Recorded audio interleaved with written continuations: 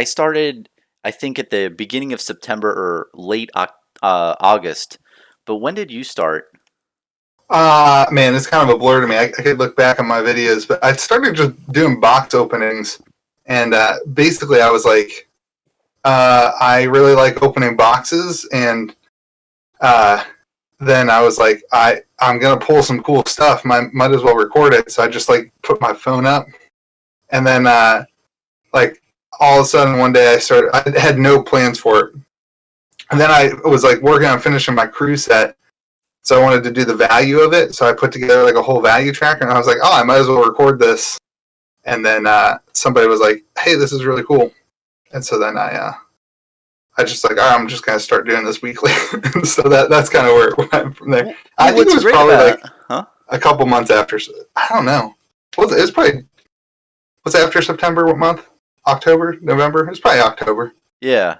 And you've been pumping stuff out nonstop, which is what I really respect. And what it's cool is when you started, it seemed like you are really good with your lighting and the visuals and all that stuff. You come from that kind of background, right?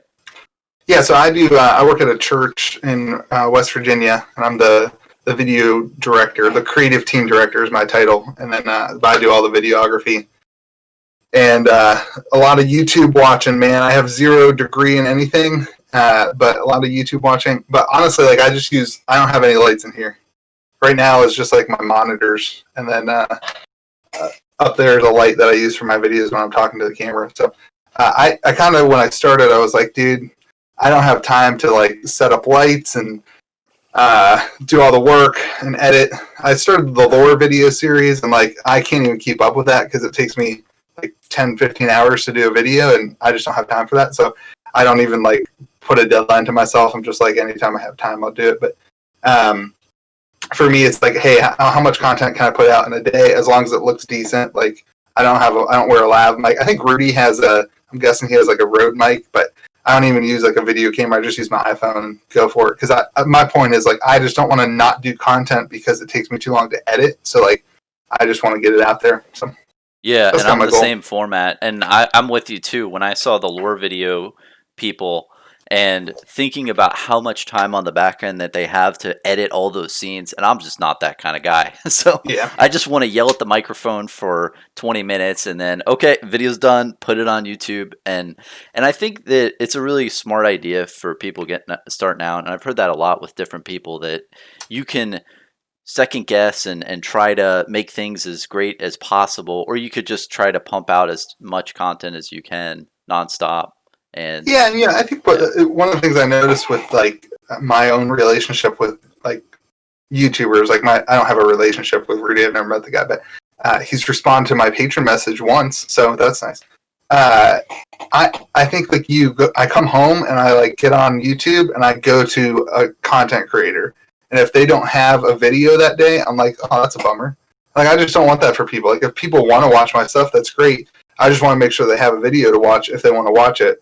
And so that's kind of where I am. I don't have a lot of goals, honestly. I just want to be here and meet people. Like I'm stoked to meet you, dude. I love watching you talk about stuff. And like when I was first starting out, I was like, dude, like I hope someday I get to like hang out on camera with Bronson. That's why I messaged you.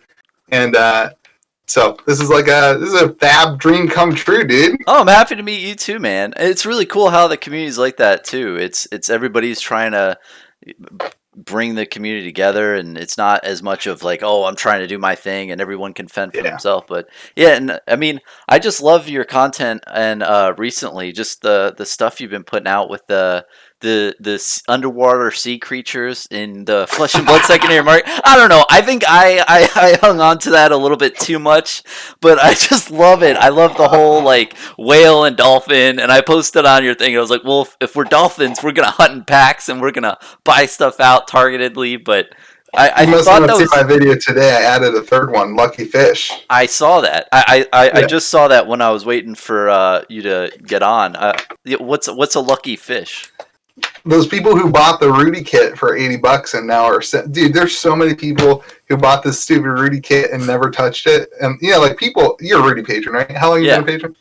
Not that long. I've only been a Okay. patron for like 3 months for the $15 tier, but I had been a patron before that for maybe 6 months for the $5 tier. Yeah. So like, I've been a patron for like 2 or 3 years, Hmm. and I didn't buy a single fab kit until the unlimited kit. Oh, Uh, but every other thing that he offered, I was like, oh yeah, I'm on it. Like I'm on it, whatever. But like, I was just a Magic the Gathering fan, and for me, I was like, yeah, I mean, I'll use it. Everything in Magic goes up in price eventually, and so. But then I was like, dude, there's no room for a new card game, and I was that guy. I wasn't like bashing him. I was like, I hope it wins, but like, I'm not taking the risk on it. And yeah. then like when Arcane came out and it was sitting at like 140, I'm in like a group of people who are patrons for Rudy, and somebody posted and was like, hey, this is a good deal, $140. And I was like, all right, I'll bite.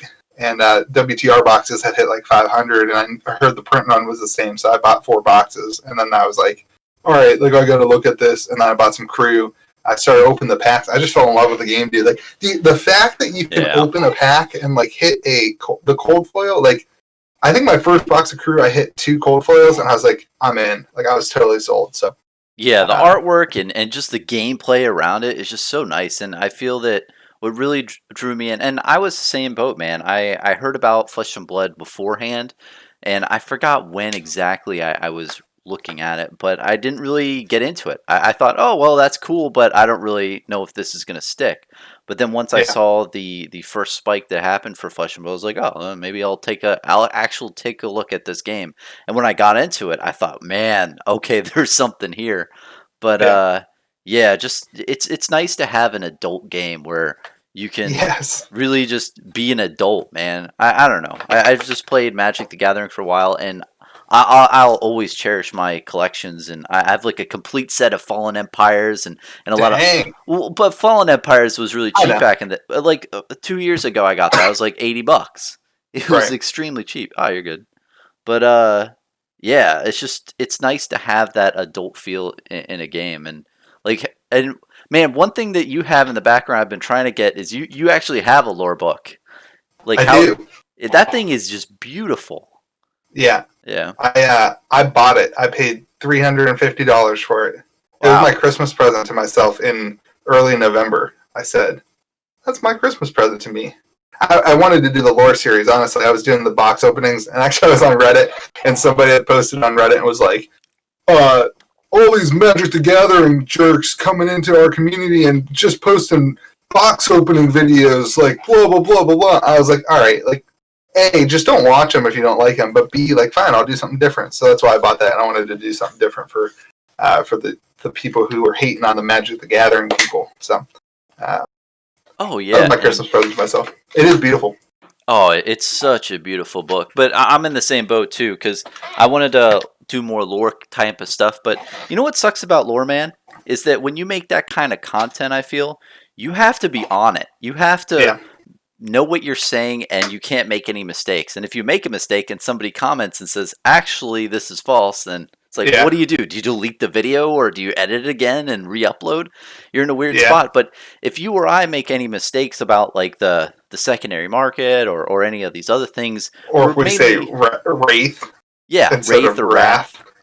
It's no big deal. And we're saying our opinion most of the time. So that's the perfect thing. When you're saying your opinion, it's no big deal. This is my opinion.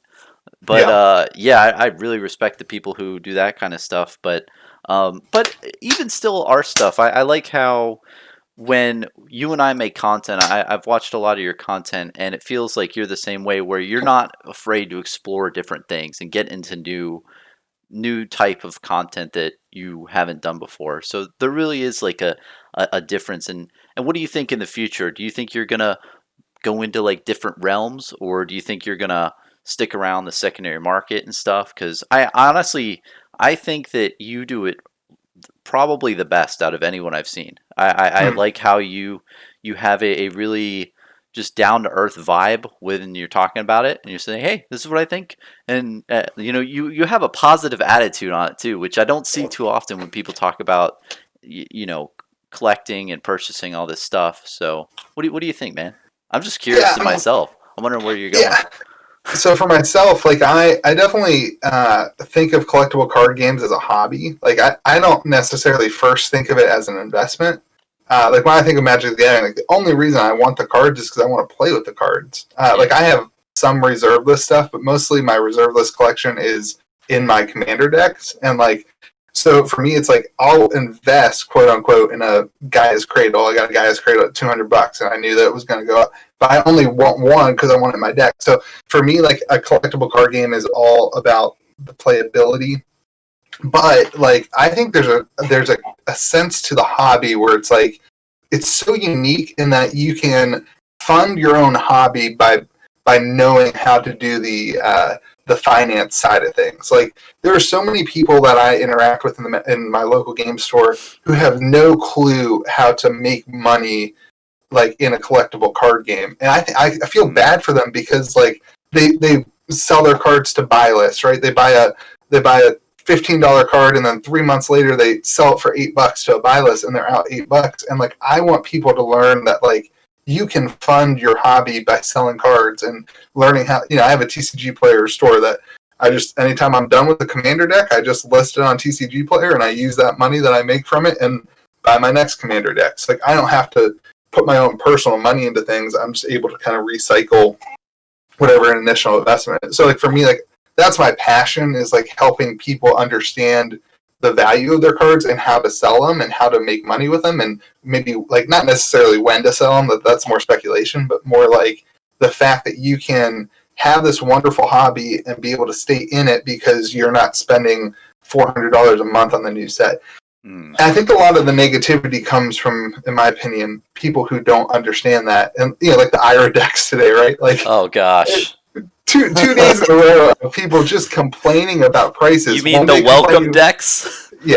One day people are complaining that Monarch is selling for $125, and the next day they're complaining that they can sell an IRA deck for $200. And the same people could just sell the IRA deck for $200 and pre-order a box of Monarch and stop complaining about both sides of it, and instead they just don't get it. So, anyway, I've done rambling. No. I want you. That's what this is for, man. And you have a good point. And up to this point, Flesh and Blood has been literally like a roulette wheel where you could put your money literally on any number, and just over time, something eventually hits to where you could sell out of that and move your money into other things. And I feel that what people don't understand too about investors as much too is a lot of people aren't really trying to invest to make a living and feed their family. It's more of, I want to buy more stuff and I want to collect more product, but I don't have $100,000 to just blow on a game and buy everything I want at one time. I have to, maybe buy this for now and then sell half of it later when it gets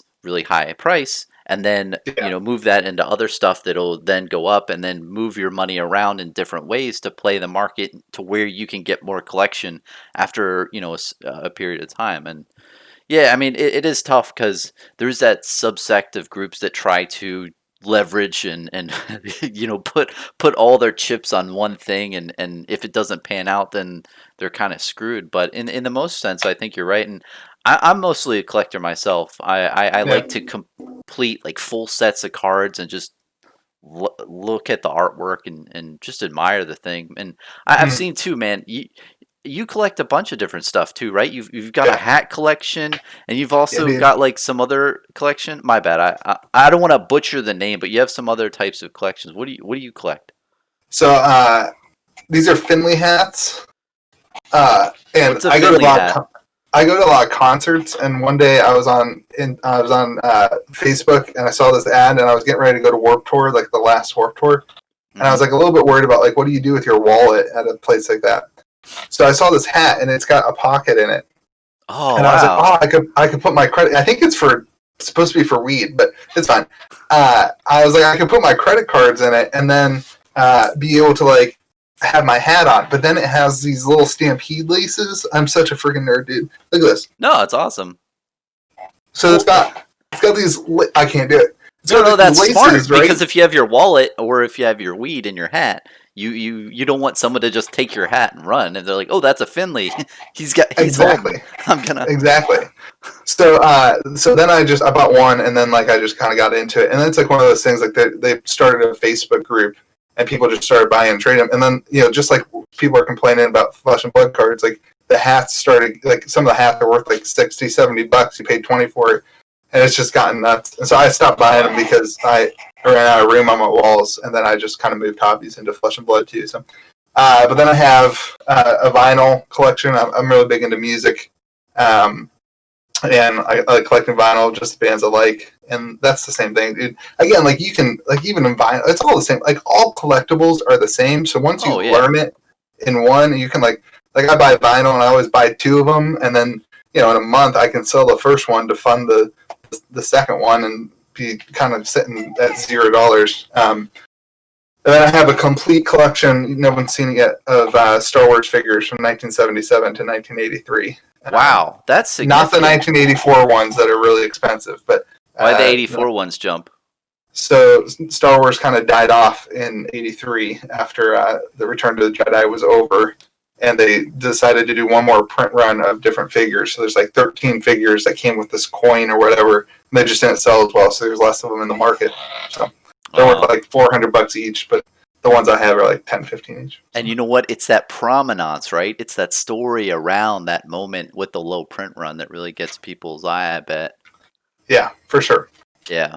And man, I'm the same way. I collect. I started to collect Roman coins a while back. I don't have too many of those. I'm really into old ancient history, but I also have a vinyl collection. And what's funny about vinyl is, have you seen when you have these like no-name punk rock bands? The kids are that's like, all I listen to. Yeah, they're too they're too cheap to buy a bunch of records, so they say this is 1 out of 50. They're really limited, honestly, and if they ever become something in the future, those things could be worth a ton.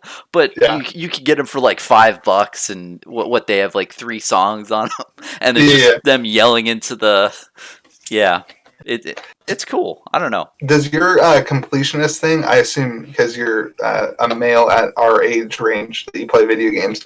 Does your completionist thing kind of transfer towards video games? Do you always have to like complete a story? Not really. For video games, not as much, which is odd. But yeah, I have seen that in people where they want to like complete all the objectives in games. I think I've just gotten so overwhelmed with games, and it doesn't feel like it's easy to complete, and all that stuff is hard. And I think it's funny too. Have you seen the guys who are extremely into completing stuff, and they play like Dora the Explorer game, and the whole time they're like, "I hate this game. I don't want to do this, but I need to complete all the objectives." Or like Barbie's Mansion. It's just geez, that cracks me up. That guy that does it on YouTube, dude. I mean, that's a great. Like that's such good content because who else is going to complete the game? Yeah. So he's like the only person on YouTube that even tries it. Yeah, when the SEO or whatever for that content is he's probably the only one. Yeah. Yeah. That's great. I can't keep up with video games either, dude. Especially like the Star Wars one. I feel like anytime a Star Wars game comes out, I think they just announced one today actually. I'm like, oh my gosh, I'm like 3 games behind, and I never finished them because it's it is what it is. But. Yeah, I don't know about you, man, but when I get old, I want to I want to look at all the old games that I wasn't able to play and just bum rush it. Because, I mean, that's what you have when you're old is just time on a couch. So, seems like a good opportunity. My collecting actually started with vintage video games when I was in high school. It was my senior year, and I was just driving around doing some yard sales just because I was bored. I came across a Legend of Zelda NES game, and I got it for like $1. And I looked it up on eBay, and it was worth like $25 or whatever. I was like, oh my gosh, I made $24. I'm gonna be rich. And so then I was like, oh my gosh, I could do this all day. So every Saturday I would get up at 7 and go to yard sales and buy all the vintage games. It was like before people started doing that, and it was before they really caught on. So for like 3 years into college, I think I made like 15 grand or something like that in the first 3 years doing it. And I had this huge collection.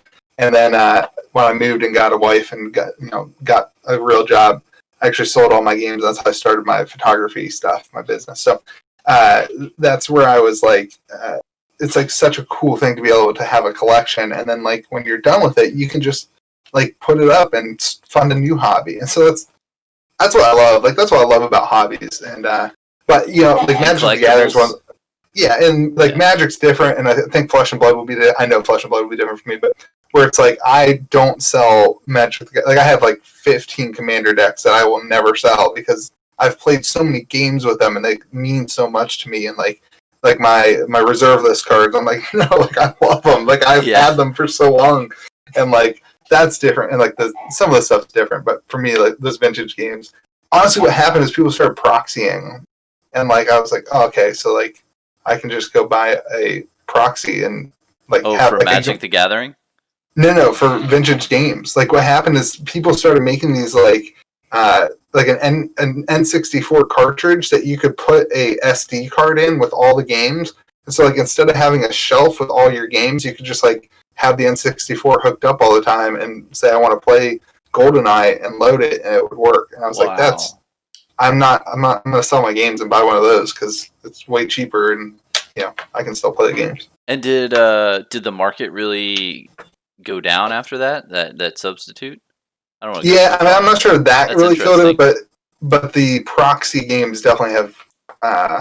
Like you can get on Facebook Marketplace now. You can see it all the time for like $40. You can get 5 games that used to be $100 each, and so yeah, I think that's killed it. But it's different than card games because it's like I don't know, it's just different. Like there's no competition in playing a video game that is proxied, right? Like you can't if you go to an LGS and use a proxied, we'll call it Gaia's Cradle again, like someone's going to be pissed at you. So if they find out. And what's up with the graded games compared to like Magic the Gathering or Flesh and Blood? Is the graded video games, is that market really hot? And is it the same thing where if you have a graded video game that is insanely high rated, then the price just is insane on it? I'm not sure. I think mostly graded for video games is sealed boxes. Oh yeah, I think you're right. But I've never sent anything. I still haven't sent my chart in to get graded. I've never sent anything to get graded. So I'm definitely not the person for that. Sealed box grading, though, that sounds so shady to me. I mean, somebody could ultimately open it up after a couple of years. It's just a brick or just some fluff inside. Somebody resealed the whole thing, and I don't know. And that's what scares me when you see all these posts online with for Flesh and Blood even too, the booster boxes and the loose packs, man. I mean, what are Welcome to Wrath Alpha going for? Like $3,000? I mean, that's a lot of incentive. And they don't even have the seal, the seal on it, like the Legend Story Studios seal. Yeah, that's true. You just take Saran wrap. I mean, did you more than that. Oh my gosh, there's this one post, right, where somebody literally they were selling this Welcome to Wrath booster box, and they said sealed, and they literally got a Ziploc bag over it, and you could see the extension, and they didn't even try. And I typed back, I was like, I'm just ashamed. I mean, that's horrible. You put some pride into your work, man. I mean, at least give an effort with that. That's so depressing. Yeah. Sometimes it's a little bad, but another thing, man, too, and I've talked to a couple people. So I talked to Tony recently, right? Or he goes by AC Whammy. But the play mats, man. There's this one on eBay. Have you seen the Fandale's Spring Tunic? Yeah, there's only a couple of those, right? Someone's selling proxy ones on eBay. Someone's selling proxy ones for like $200, and they don't say like, "Oh, this is legit," and they have the Legend Story Studios logo on. I don't know. It's really shady. But that's scary, man. Like, there's tons of people who just buy those and they think it's legit. Someone's printing them out for $10 a piece. And it's hard to like on a card. I don't know if anyone's figured it out yet. I took a look on a jeweler's loop. Like on a Magic card, if you go to the green dot on the Magic card and you put it through a jeweler's loop, you can see like a red L. If they're legit cards. I think it's reversed. I don't think it actually stands for legit. I didn't know about that. Yeah. Oh, yeah.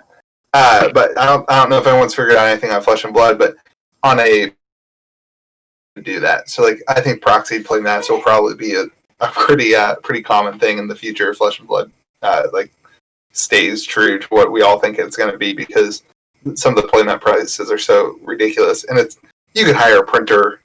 Like I have a playmat. You can't see me touching it, but. You could hire a printer to do that. Like most, it's a neoprene mat. Like, come on, Oh like yeah, a lot of places can do that. So, I don't know. yeah, But $200 bills. And I'm wondering too. So we talked about Rudy earlier. So it seems that each time he releases a new thing for Flesh and Blood, it seems like people are slowly figuring out, okay, there's money in this. It's going to make money.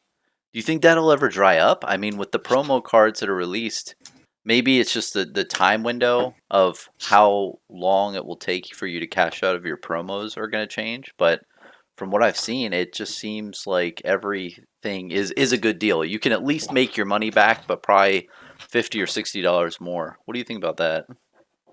I mean, I think so. Like, I just pulled up the Flesh and Blood fan page, right? Hmm. Right now, there's only 2,900 people on the Flesh and Blood fan page. That's probably less patrons than Rudy has. Yeah. I know that's like, oh my gosh, to think about how much money Rudy brings in on Patreon, but like, I don't know how many it is, but I'm guessing that Rudy has more patrons than there are in the Flesh and Blood fan page. Um, I would guess like almost 5 to 10% of his subscribers at least are patrons, so that would put him at like, I don't know, I don't want to say any numbers, but 15 to 30,000 patrons. Mm. Not necessarily at the $15 tier that's getting boxes or anything, but and so I think eventually those numbers have to offset, and until then, the patrons are going to be driving the prices of those promos. I mean, uh, they're just going to sell out so fast, and there's so many more patrons. I'm trying to say that are getting the product. There's so many more patrons in his thing than there are people actually in the Flesh and Blood community or whatever. So they're driving the prices. I feel you. Yeah, and it's just interesting because I feel that with the last couple of things that he's done, it hasn't sold out as fast, which is good. I like that. Hmm. So the signed playmat bundle for the Christmas special at the end, that Yeah. thing took a little bit. But if you look, he only sold 269 of those. So in the future, if someone says, "Hey, 1 out of 269 playmat," that's that's pretty low, especially if this game goes Yep. off the ground. And then the recent sale with these other Hero Rainbow Foil promo cards, I know they're Rainbow Foil and I know they're in the Armory kit, but all it takes is one post that says these Rainbow Foil heroes are 1 out of 4,000, and Yeah. it's just like the welcome decks. Yeah. Yeah, And I don't know, man. I think people are going to hate on Rudy. I mean, look at Magic the Gathering. People are going to hate on. Everybody hates the loudest voice in the room. It's yeah, just the way it is. I'm usually the loudest voice in the room, and in terms of like being in, I'm talking about real people, right? Like everybody looks at the loudest voice in the room and says, "Oh, they're just talking out their butt. Oh, they don't know what they're doing." And sometimes I'm not sure that Rudy does know exactly what he's doing, right? Like I'm not sure that he knows when he says a print run that it has like if he. I'm not sure I know he knows his like opinion matters, but like if he knows the extent of what it's going to do.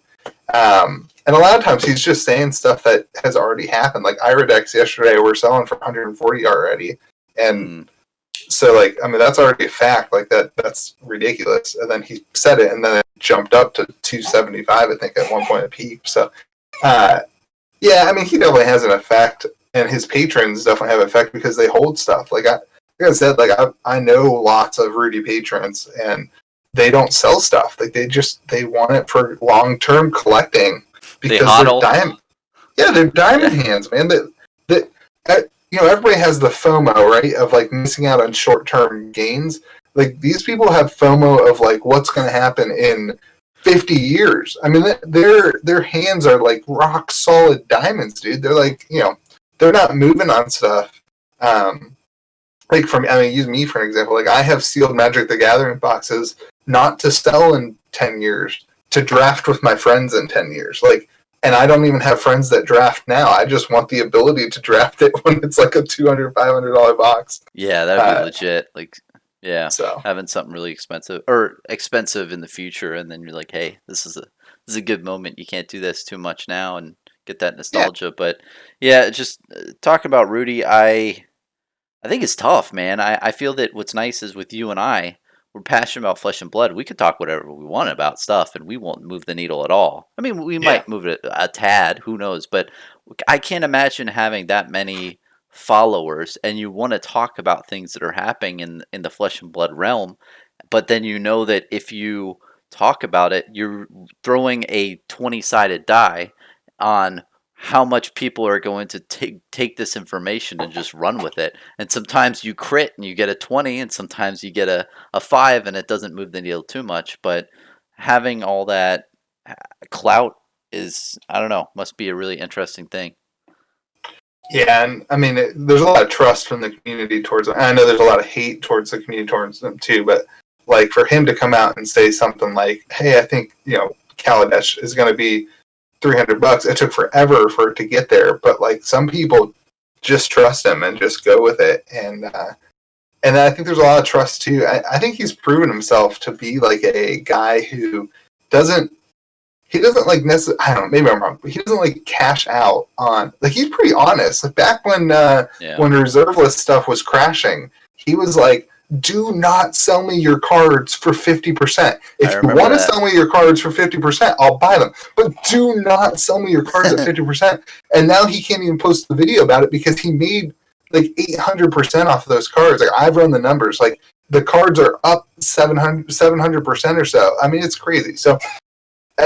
I don't know, man. Like I think like I think he's super honest in terms of like, this is what I think and this is what I feel, and take it with a grain of salt.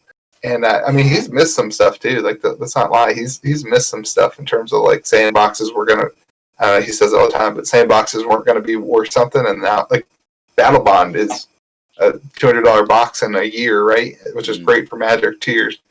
And he missed out. I mean, he missed that. He was passionate, so. He's hit or miss. I think right now, everything with Fab, it doesn't matter what he says. Like, if it's positive, it's going to have a massive, massive impact. If he comes out with negative stuff, I don't think it would crash the game, but it would certainly have an effect on it. I mean, he could probably lower the price of an alpha box by 50% if he came out and said something negative about it.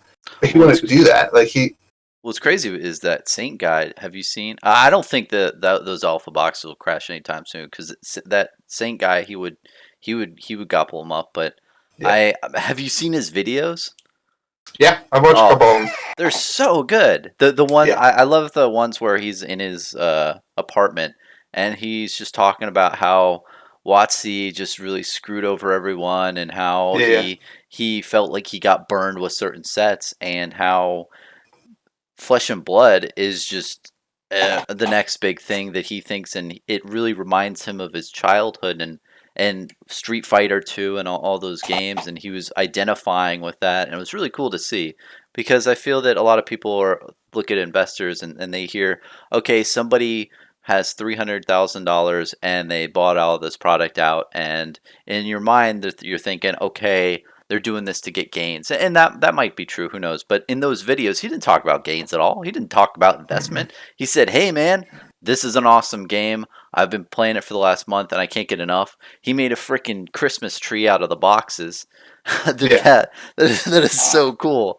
And what fascinates me too, though, is he hasn't even gotten a Heart of Fandle yet out of all those boxes. I do not understand How many is he at now? How many is he open? He's open like 50. I know. Sucks. But what's interesting is in one of the videos he was talking about it.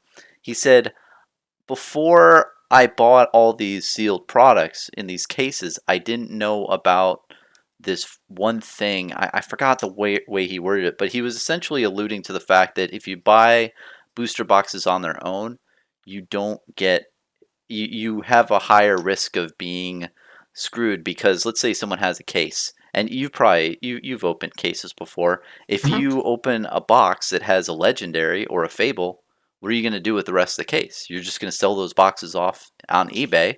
They have a much lower chance, hypothetically, to getting a legendary or fable again. What's your thought on that? Because how many cases have you opened? I've only opened like, oh man, I want to say 2 total, which is not that much. So I opened 21 boxes of Crew. Oh, okay. For myself, and then I've done 2 for patrons. I've not opened a single box of Alpha or Arcane Rising for myself, first edition. Okay. So when you I've only. opened a case, was there usually just one legendary inside a case? You That's talk what. about Crew. Yeah, crew. So Crew's different. Crew is 1 in 10 boxes. Oh. Yeah, they changed the print run of the legendaries and fabled on Crew to better suit the. I think it was. I don't remember exactly what they said, but I think they said to better keep it in line with the other cards, the print run of the other cards. So because they were printing more boxes. So anyway, I don't know the details, but it's 1 in 10 boxes, but they fixed it. I mean, there's been tons of people. So the legendaries, right, and the fabled. There's been tons of people who have pulled a Cheyenne and a shard in the same case, and even a couple people I've seen who have pulled it in the same box. And so I think they kind of caught wind of that being a problem for people, and so they I think I don't know how they do their track printing, but my opinion is that those are actually just randomly put in and not track printed. So I don't know, man. I think that's certainly a problem for people who are opening first edition boxes of Arc and Alpha, but I don't think that's going to be a problem for Crew. And I don't understand why people That put a makes premium sense. on it. I don't understand why people put a premium on Crew cases right now because it doesn't really make sense. Because honestly, I opened my shard in box 1 of my Crew case, a fresh Crew case, and I was more excited to open the 3 boxes because I thought I was going to pull a Cheyenne because I thought the odds were higher.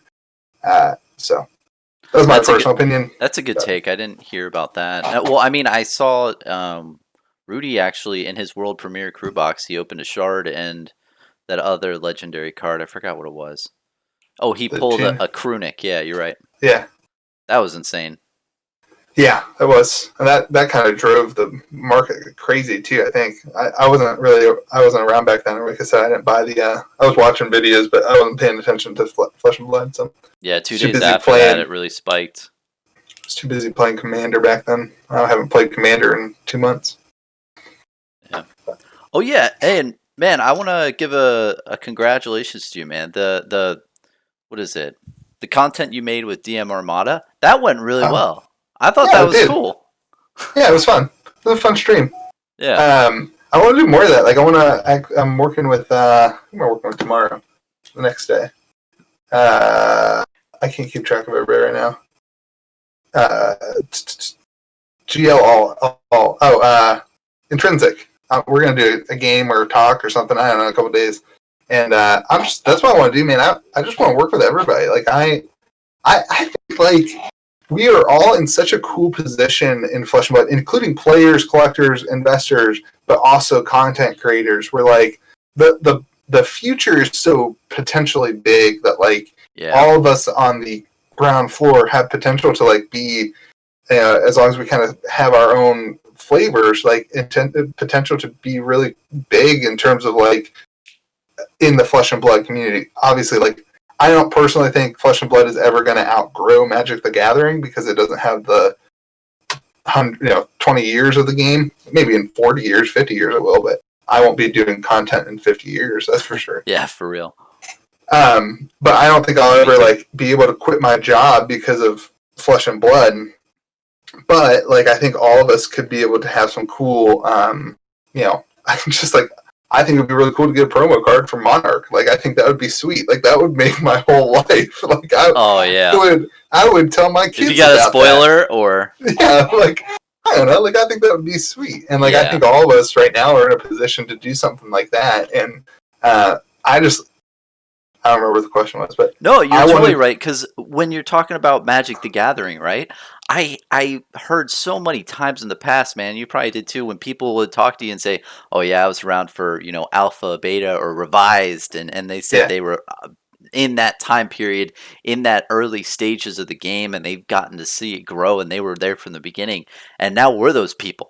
We're yeah, the people who are seeing it rise from the ground to become some big thing. And I think you're right. It's never going to be something as big as Magic the Gathering. I don't think it would ever get to that market capitalization because they're trying to focus more on adults. But I like Yeah, that. I like that because they're doing that. We know that in the future they're most likely not going to backtrack and cater to kids, yeah. which I like.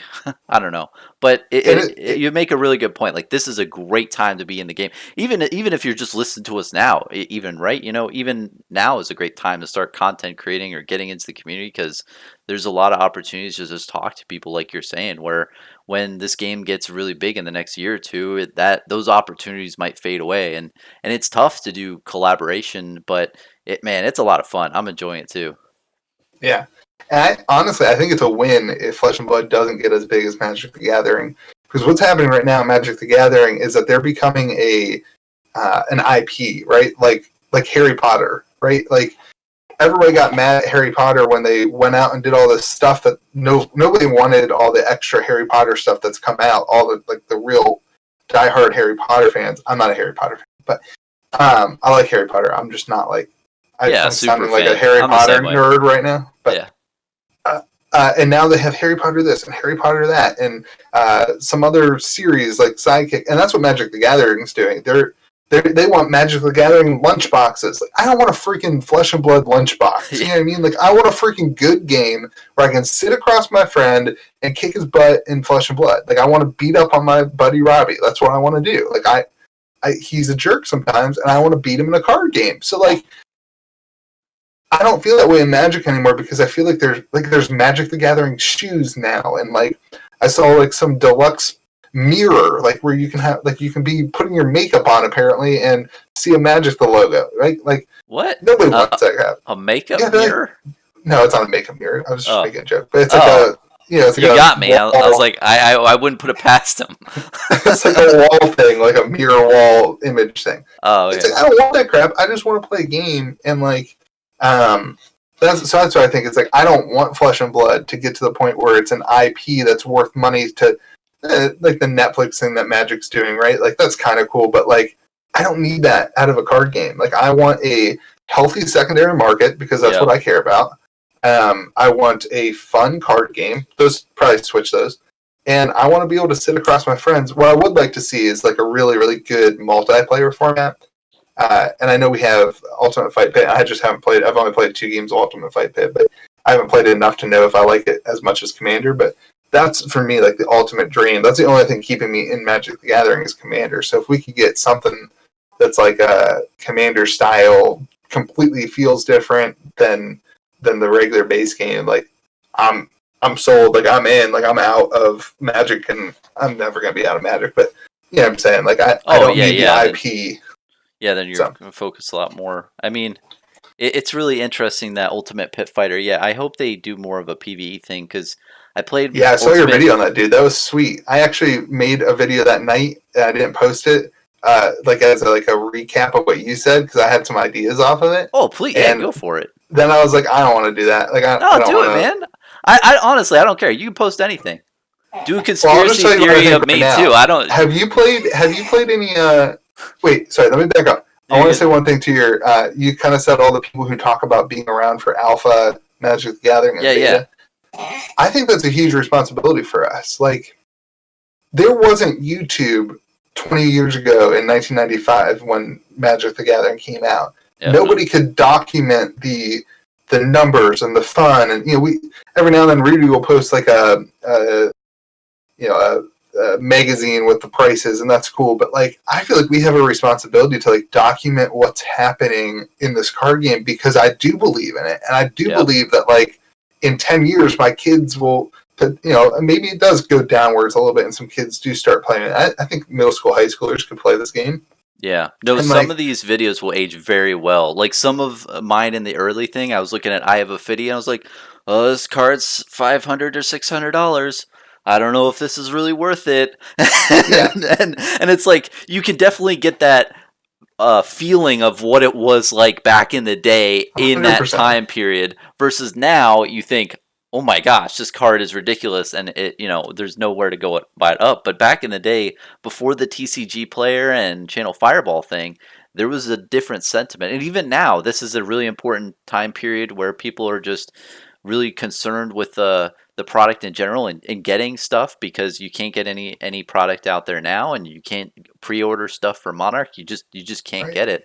But you made a really good point, man, that this is really, if this game does go 10, 20, 30 years, which both of us think it, Yeah. I definitely think it does. 100%. This will be an amazing thing to look back on and say, hey, we were not only there, but you can watch our 3 days worth of content documenting everything that Right. happened. Yeah. And not even, I'm not saying that just for like us, like personally, but like for like about 6 months ago, I listened to a podcast that was a guy who did 10 episodes documenting the beginning of Magic the Gathering. He had conversations like this with like the person who put on the first tournament in New York City, right? Like, and just listening Wow. to that and how cool it was for like the people who were taking risks on it, and the people who were like quitting their job. He was like talking about to a guy who quit their job to like go and make Magic the Gathering tournaments, like before that was like a thing that Channel Fireball did, right?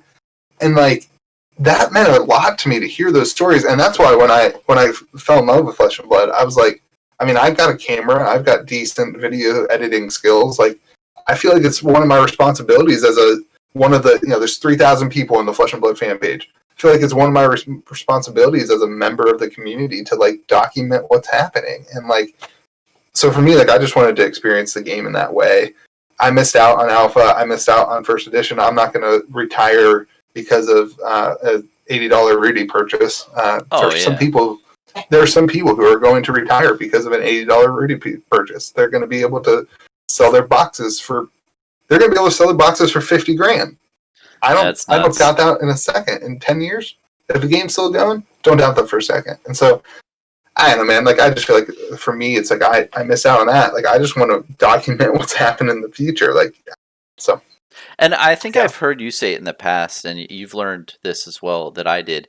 I didn't go into the YouTube content thing, creating content for this reason, but I've noticed that it's a really good way to just engage with other people. You make a 10-minute yeah, minute video explaining how you're thinking is so much better than writing an essay on Reddit explaining how you're thinking, because you're not really going to come off and understand how you're feeling and what you're trying to say. But when you make a video, you explain perfectly what you're saying, and then people will comment down below and say, hey, I like where you're going, or I really like this topic, here's my views. And it's really a great way to engage with the community in that way, and sometimes they tell you stuff that you don't know and you're like, wow, oh, thanks, man, I didn't know that. So yeah, yeah. 100%.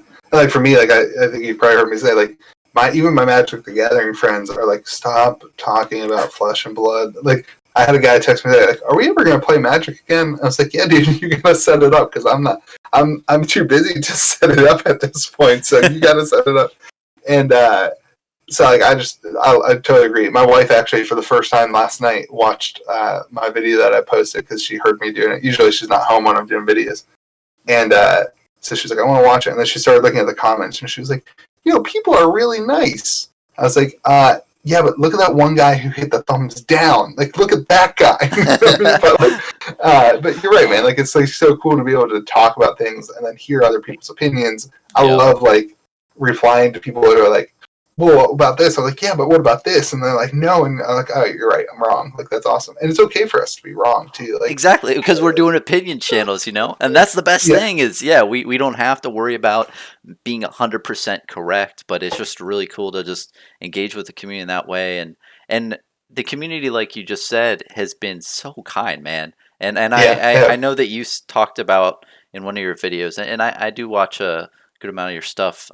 You talked about when you went into an LGS, and it might have been an off day, but you went up to a couple players and you said, hey, I want to play Commander, and they just stared at you, and you're like, and you just walked away. And I kind of had that experience too, where I always wanted to play Magic the Gathering in a local game store, but I didn't know how to approach people, and yeah, everyone all seemed like they had their thing. But with the Flesh and Blood community, especially online, seems like everybody's just very nice and welcoming, and especially because I feel that everybody wants to see the game succeed. Where yeah, Magic the Gathering and a couple other TCGs out there are already, they have their foundation, they have their player base. You know that they're going to last for a while, so it's no big deal. But in Flesh and Blood, everybody just wants it to to thrive, and it's really yeah. cool feeling that, and you definitely feel that in this time period. It seems. Well, look at all those people who are building. Like, shout out to all the people who are building decks and giving them away for free or like for whatever the shipping cost is. Because like, I did that for a while, and it takes so much time to put the deck like together. Like, I did that for my local game store. I made like 25 decks for them to give out to whoever wanted to play. All 25 of them are still sitting there. But like, just putting those cards together takes her a ton of time. It's so cool to see people who are doing that for others, and like, I'm with you, man. Like, I think the community wants the game to succeed, and that's what's going to make it succeed. Like, $150 IRA decks are not going to stop people from learning how to play the game because people are making people decks. Like, Yeah. Like, they're being the solution. You're right. Like, if the welcome deck costs $200, it's no longer a welcome deck. Now it's a collectible. Yeah. Like, now we need to come up with ways to help the game succeed. That's our responsibility as community members. And Louie, I think that the welcome deck is welcome to collectability deck. But I mean, you have a good point, man. All the cards in that deck you can buy on the secondary market. Yep. For that are in like Crew, right, and other expansion, the Welcome to Wrath Arcane. I think Welcome to Wrath and Crew are where the cards are in, right? You could just get all those cards and build the deck for like $5-10. It's not that bad. I don't know. Yeah, and like, you don't even need that exact deck. Like, come on, guys. Like, you can throw together, like, all you have to do for this game is to take all the commons from that set and a couple generics and put it together, and you've got welcome decks to play against each other. That's how I taught all my 8 friends who are playing right now. That's how I taught them how to play. They haven't bought any cards. Like, that's just how we've played around the kitchen table. And like, I don't know. Like, I just don't get it why people are so upset. But yeah, who knows? I mean, it is frustrating not being able to get boxes, and I feel that. And that's fair. You come from a bunch of other TCGs where you can just get whatever you want. But I do think, and I released a video recently, there is a fallacy in that statement. It's like, you don't like that, and I understand that that's frustrating, but you don't have opportunities like that to buy stuff because it's a really popular game, and a lot of people have realized that recently, and that's why the prices are going up. And if everything was available, then there wouldn't be as much hype currently. But people definitely have to start playing the game, and I'm with you, man. And I feel, what is it? Noxious has really stepped up recently. He made a bunch of budget deck builds on FabDB, and then he started collecting a bunch of bulk, and he's going to distribute a bunch of decks around. But yeah, tell me about, so you do a bunch of patron box openings and then ship stuff out. So man, I wanted to do that too, and I have some stuff I could give away, but man, I don't want to deal with shipping and handling and dealing with all that stuff. How hard is that? Yeah, and editing is another, like editing and shipping, and like I'm not about that life. Yeah, I mean, I made a decision like a year ago to start my TCG player store, and so every night I come home, hang out with my wife, hang out with my kid, put my kid to bed. My wife usually works nights or evenings.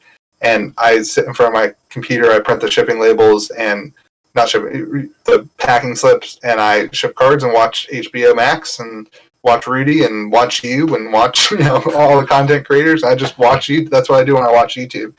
So I have like anywhere from 5 to 25 orders on TCG Player a day, and so that's why I ship my cards. And I've got a pretty good system for shipping cards. And so then I was like, all right, I'm already going to do this, and I want to do box openings. But the guy on Reddit said that box openings were boring, so I wanted to make box openings more fun. So that's why I added the random pack, right? Like, where randomly I say a word, and the first person who comments gets whatever in that pack. And it's like my favorite pack of the box, because like, I haven't hit anything good yet. But and for me, like, I just put that card in a sleeve, and I mark it with a thing, and then the guy emails me, and I add it to my order on TCG Player. So it doesn't really add that much time because I'm already doing it. But then, patron boxes, I mean, it takes like 10 minutes to ship them. It's not that big of a deal if you already got a system in place. And I've been shipping stuff, like I said, since college. I've been doing eBay. So,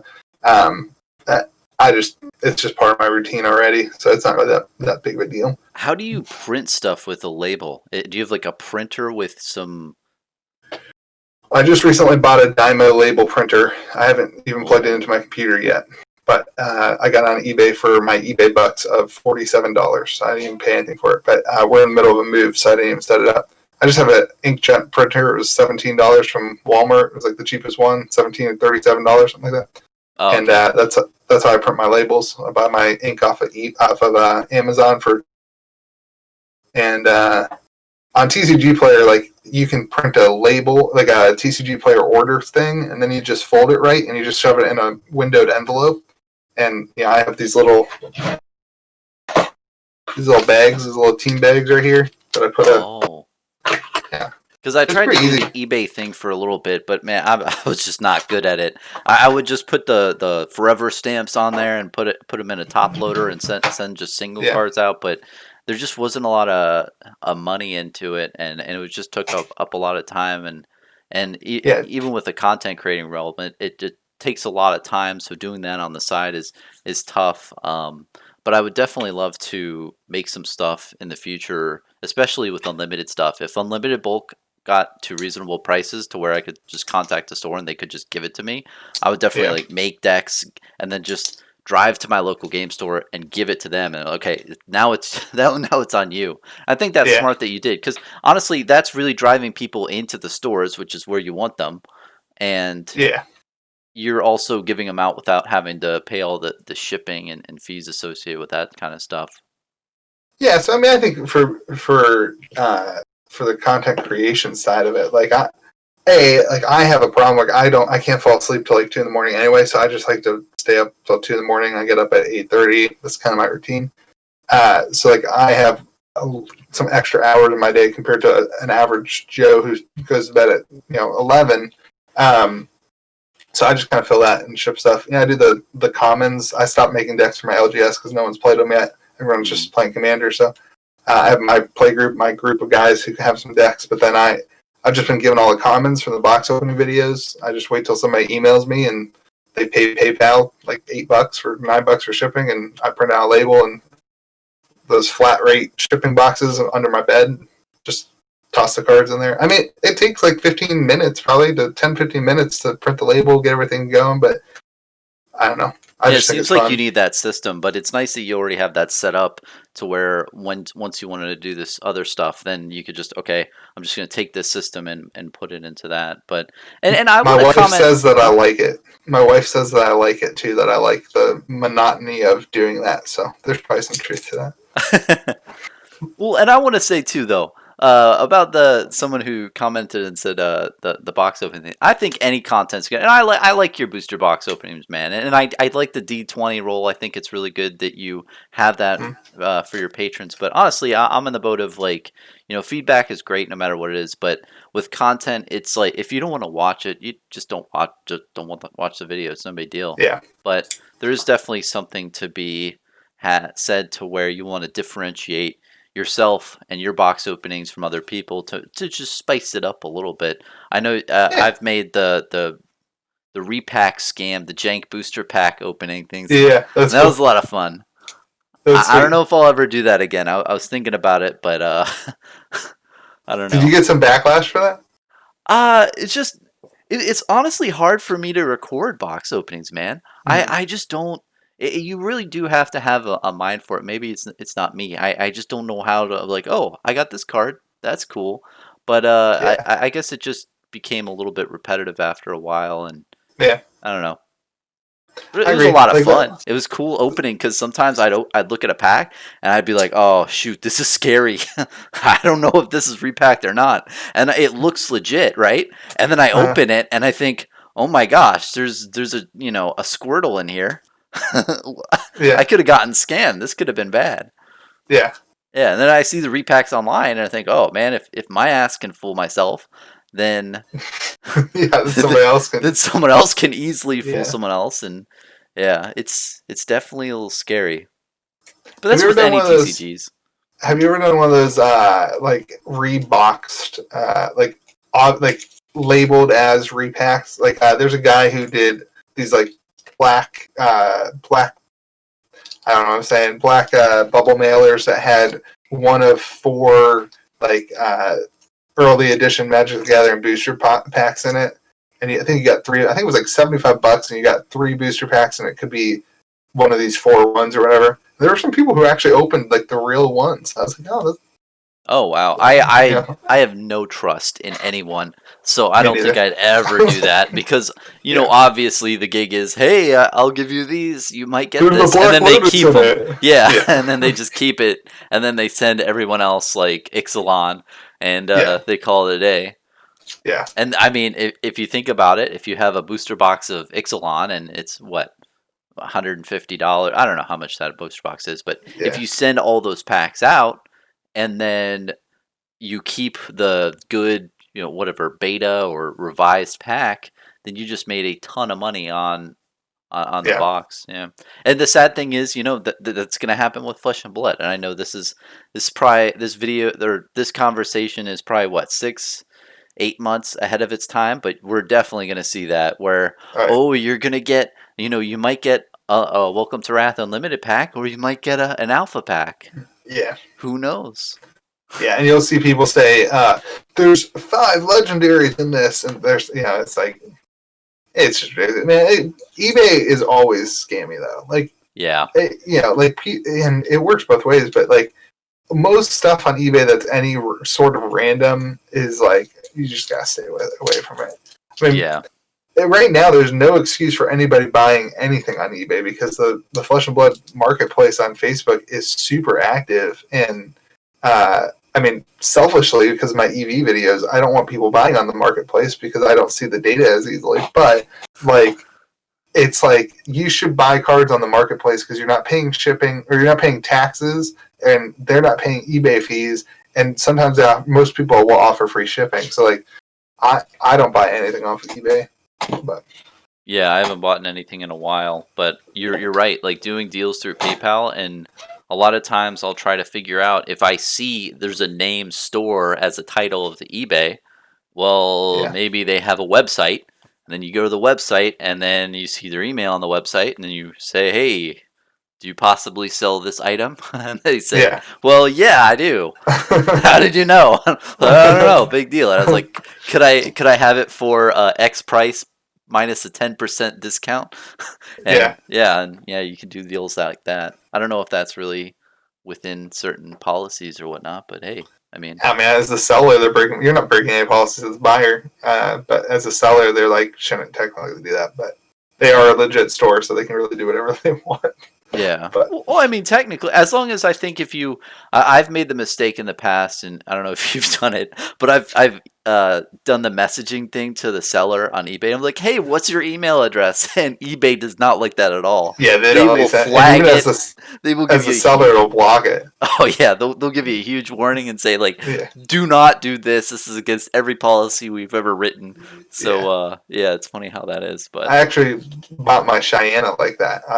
really, I I messaged. I know the guy on Facebook that I bought it from now, and like he was like, "Oh, I'm part of some group," and I looked up that group and was like, "Hey, I think this is you." And I sent him this like weird messenger Facebook like, "Hey, I'm trying to buy a Cheyenne. You got one?" And he was like, "Yeah." I was like, "Stop replying to that guy on eBay because that's me." And I got it for like $100 less, and he saved I think $120 on fees, so he made out $20 higher than he would have. oh wow. Um, Well, yeah, and I mean, so the fees are pretty high on eBay. I feel. I mean, yeah, the it's like listing fees and then 11%. yeah, 11%. Oh man, Plus PayPal takes 3.2%. You lose out on like 14% or something like that. It's isn't crazy. PayPal doing like the same exact thing? Like PayPal is covering you for your purchase. If something goes wrong, then that Yeah. 4% covers that. So, and at the end of the day, eBay is just having a referrals fee for 11%. Yeah, but I mean, it is nice for some stuff. A lot of the people actually overseas buy. I've noticed on Flesh and Blood because I'll list some just random cards that I haven't moved on TCG Player. I'll list them on eBay just see if I'll move there. Hmm. Because I honestly don't have time to keep up with the Facebook stuff because it just takes so much more time. I can just list something on TCG Player or eBay and forget about it, and it will get sold eventually because I don't have to update the list. Anyway, and tons of stuff goes international shipping because they can't get product, so they want the product, and the only way to get it is to buy it on eBay in America and have it shipped globally. So it actually is kind of nice in some ways because people who can't get the product are able to get product at American prices, which sometimes, if we're healthy, dip down to the $90 a box. And if they would be paying $175, $200 in their hometown, and they can get it for $130 shipped, it works out well. So pros and cons, man. Everything has pros and cons. Yeah, definitely. And yeah, I mean, it all depends where the deals are. And if you're a seller, I feel it's really the price for cards sometimes on eBay you can get a lot more than TCG Player. I definitely have seen Yeah. that the amount of price on cards on eBay is a bit much, but It's probably due to PayPal's yeah, buyer satisfaction. The TCG Player is pretty good too as a buyer, but it protects sellers better as well. So probably yeah, some of pros those and more cons. people. Probably for some of those more people being willing to sell on TCG Player, because I know a lot of people are skeptical of eBay because there's so many scams from a seller perspective, the buyer scamming the seller. So TCG Player protects the sellers a little bit better. So Kitchen Table TCG, how did you come up with that, Louie? I had a Instagram account like 2 years ago that I did for Magic the Gathering, where I was like opening packs, and I was like, I'll just like record myself opening individual packs, post it. So I had like 150 followers on Kitchen Table TCG on Instagram. And then nice. I got bored. And it just kind of was a little hobby that died off. And then when I decided to start doing Flesh and Blood, I was like, I'm gonna like do this on YouTube. I actually have a personal YouTube channel that I did a series called Now I Know Things, where I like kind of did a deep dive 10-minute video on a specific topic and kind of researched it and whatever. And like I had like 300 subscribers, 250 subscribers, whatever. It was like all my friends, right? Like all the people around me in my community, and just no ability to grow it. And I just got really frustrated with it and angry at myself and really discouraged, honestly. Like I would be like really depressed because I would put 20 hours into making a vlog and then like nobody would watch it. And so I just kind of backed out of that and was like, all right, I want to do something else for YouTube and give something a shot. And so I just started recording the boxes, and then I was like, I need a name. I was like, I already have this Instagram account. Might as well go with that. I did not know that it is also a shop in South Carolina. Do you know this? Oh, I've seen that shop on TCG Player. Yeah, tell me more about That's not that. me. I do have a TCG Player account, but it's not Kitchen Table TCG. I bet a lot of people are confused about that because it's the exact same name, and you're like, a big YouTuber, so they're like, oh, it's that guy. No, we've talked. Me and Gavin have talked. Gallon, I think it's Gallon, and we're both cool that like he's like, your content is not like offensive or anything like that.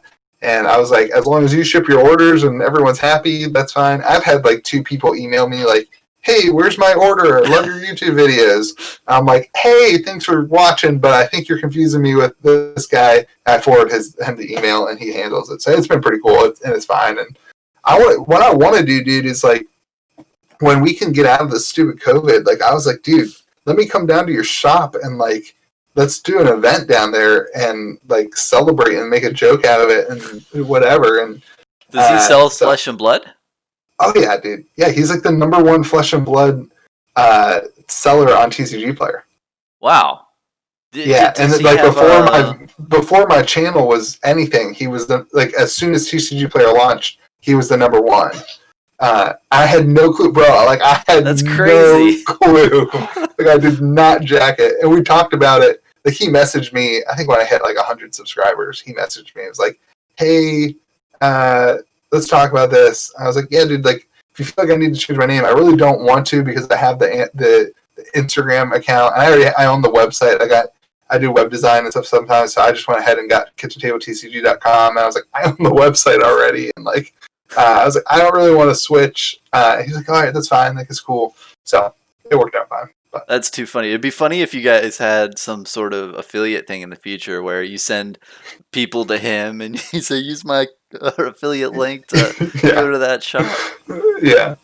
I mean, it is what it is. It's fine. It's just a name. And we're in different states, so I'm not that worried about it. But it was funny. It was definitely like, oh, I don't want to change. I just got 100 subscribers. I don't want to change. Yeah, you don't want to change at that point.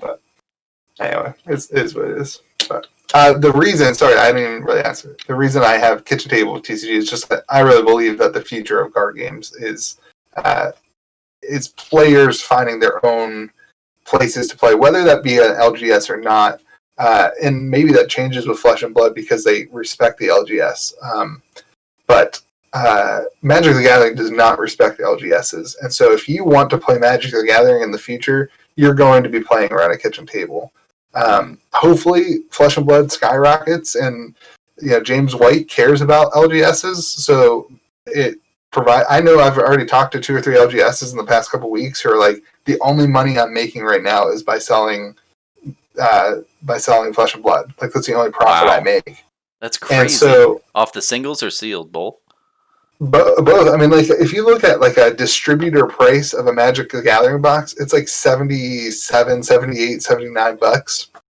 So that's how much they get it for? That's how much a shop gets. Like, my buddy down here, I'm pretty close with him, who owns a shop. Like, he pays $78 per standard booster box. He sells the boxes in his shop for $100. So after that, he makes $21. I mean, how many boxes do you have to sell to make 21? To make your rent, $750. And then the singles, I mean, you open a box of Magic the Gathering for $78, and you don't hit $78 in value, so you don't make any money there. Yeah. So Flesh and Blood, they're getting the boxes cheaper than distributor prices for Magic the Gathering, and they're able to make more money because I don't really believe in Unlimited being over $100, and especially that they can make decent profit off of that. But they're making more money off of that than they are Magic. So that's crazy. Well, I mean, makes sense. And I saw this pamphlet from back in the day when Flesh and Blood was trying to get stores to take their product, and they boasted of a 40% margin of profit. And I thought that was big. 40% seemed pretty, and I think that's what they get around. I don't know what the stores get the boxes for, but I think it's around 55, and then they resell them for like 85. I mean, $30, $40. But what's crazy is nowadays, when unlimited boxes, they're retail around what, $90 or $80 in the middle there. Now people are selling them for like $150, and that extra $60-$50 is just pure profit in their. That's like doubling the amount of profit that you make on a box. Is just insane. But not all shops are doing that either. I think, that's true. That's a good point. I don't want to bash anybody, but a shop who's getting a box at the $50 price range and selling it to quote unquote players for $150, but they are not feeling they're not accepting the weight of being a shop. There are some great people on our Facebook marketplace who are shop owners who are saying, I will sell boxes at $100 even though they're selling for $150, but you can only buy one box. You can't buy a case.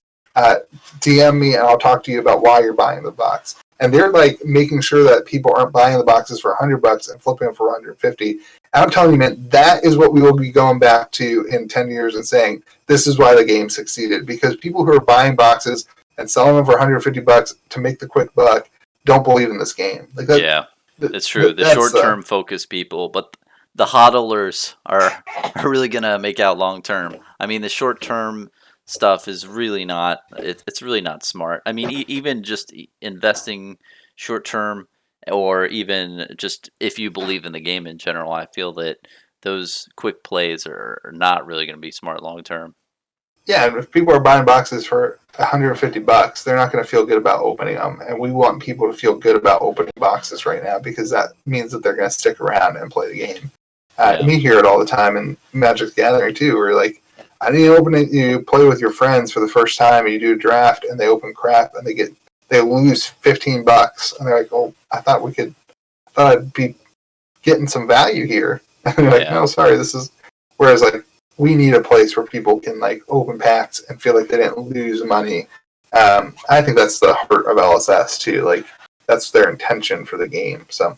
Yeah, and that is huge, especially when you have those buy lists in shops. I mean, with Magic the Gathering, I remember growing up, and when you open a bunch of packs, seeing, okay, the store that I just bought this stuff from has a literal I want to say it's an exchange market. This Yeah. is how much money we'll pay for these specific cards, and it's basically a currency exchange in a way. So when you open the packs and you're like, oh, these 3 cards I hit, I can just trade it in for cash. That's huge. It gives you a huge confidence in what you just purchased of, oh, okay, these do retain value. I just literally just gave the cards back and he gave me some residual money back for the cards. It's going to be interesting to see how that Do you, happens too with buy lists. do you know if Channel Fireball started a buy list for Flesh and Blood? That I don't know. They probably should, but I don't think I've seen one, but that's a really good point you made. Like that will be a huge factor for people who buy packs off of Channel Fireball too. oh yeah. What do you think? You think? I'm sorry, I'm going to ask a question. No, you're good. Do you think? Do you think we'll see like organized play events if COVID drops this year? If we're out of COVID by March, do you think Channel Fireball announces something in October, September, November? That is tough. I think that with any company, they really have to focus on covering their ass. In my mind, I mean, I would not put my foot out at in any means if I was them or anyone, because you hold an event, and if there's an outbreak and No, people sorry. are I'm really saying upset. if we're Sorry. like out of COVID, Oh, like if out we of are it. out, we're done. Let's say March, everyone says, "All right, most people are vaccinated."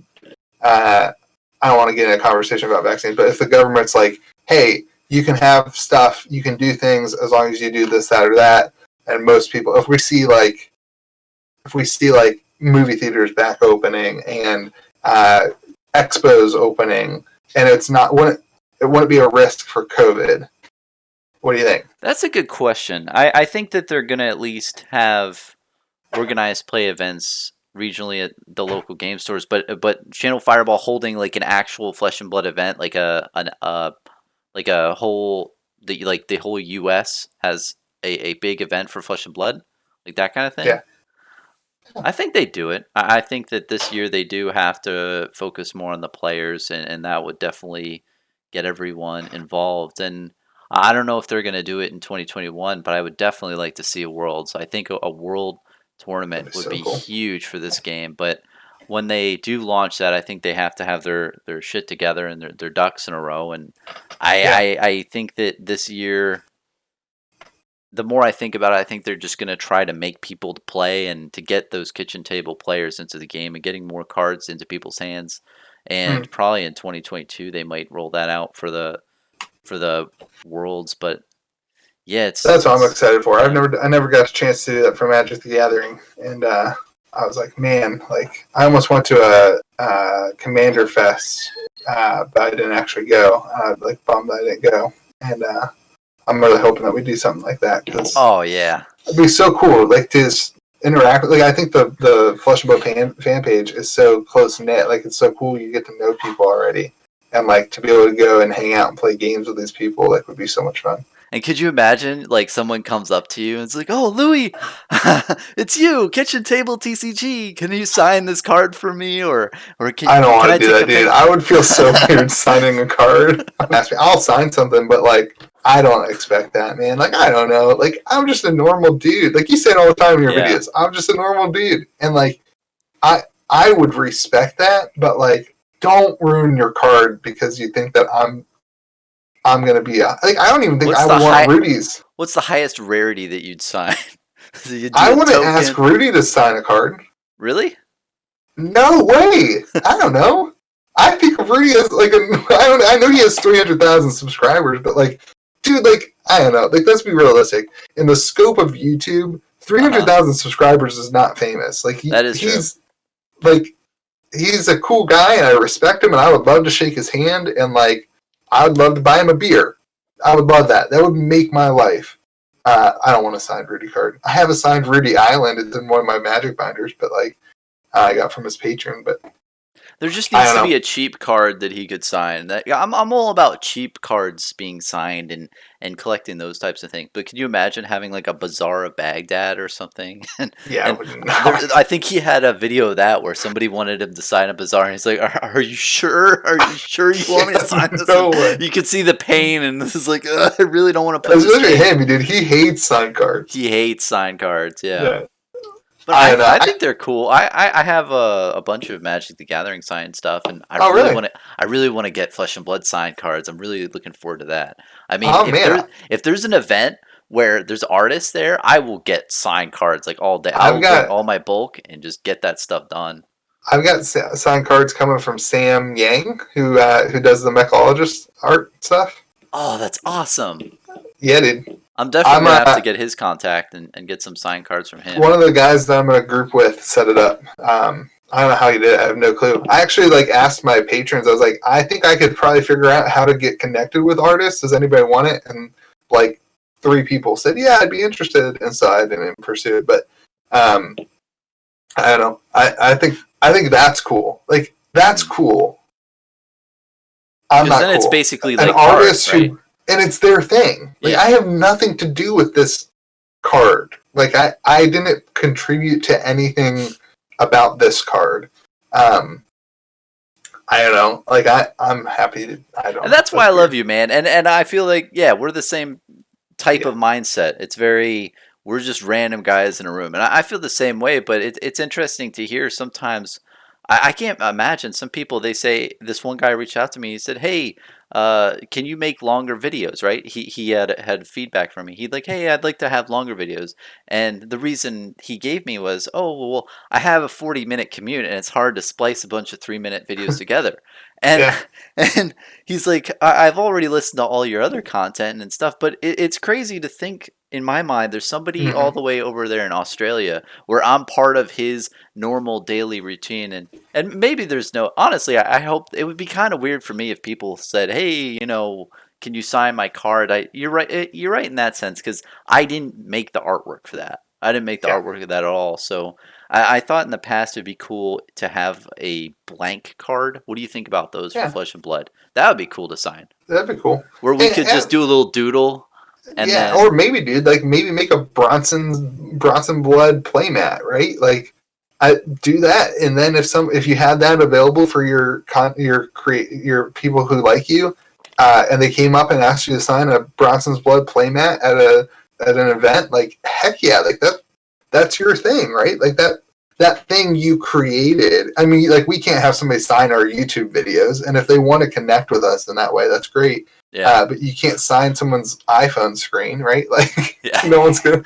So here's a USB stick with my name on it. It has all my best videos. But like I would see. I mean, I get that. Like if Rudy had like the Rudy playmat, I bought two. I bought the ones that were signed. That was his. It wasn't his artwork, but it was Rudy. Like that made sense to me. Yeah. I don't know. I will never be able to use it because I don't want to get the signature all messed up. But I don't know. The card thing's weird because I don't have anything to do with the cards. Like having James White sign a card. That would be cool. Oh, now did you see that tunic that sold for $2,000 with James White's signature? Oh no! It was only $2,000. It was $2,000 less than a regular tunic, and it had his signature sold on eBay. Yeah. Wow. I was Wait, it was $2,000 less? Yeah, it sold for $2,000, and an alpha tunic's sitting at 42, something like that right now. Wow. Yeah, well, that's the problem with having those high value cards signed. Yep, it totally ruins the price when you get some $1 or $5 card. But man, but if I could afford a $4,000 tunic, I'd buy it. I'd buy a signed one over the non-signed one. But I can't afford it. I can't afford a $4,000 tunic. So. And what's up with the whole? There's so much. People don't like crew-necks for some reason. I don't. It's the same. It's that's the same a sleeper. Man.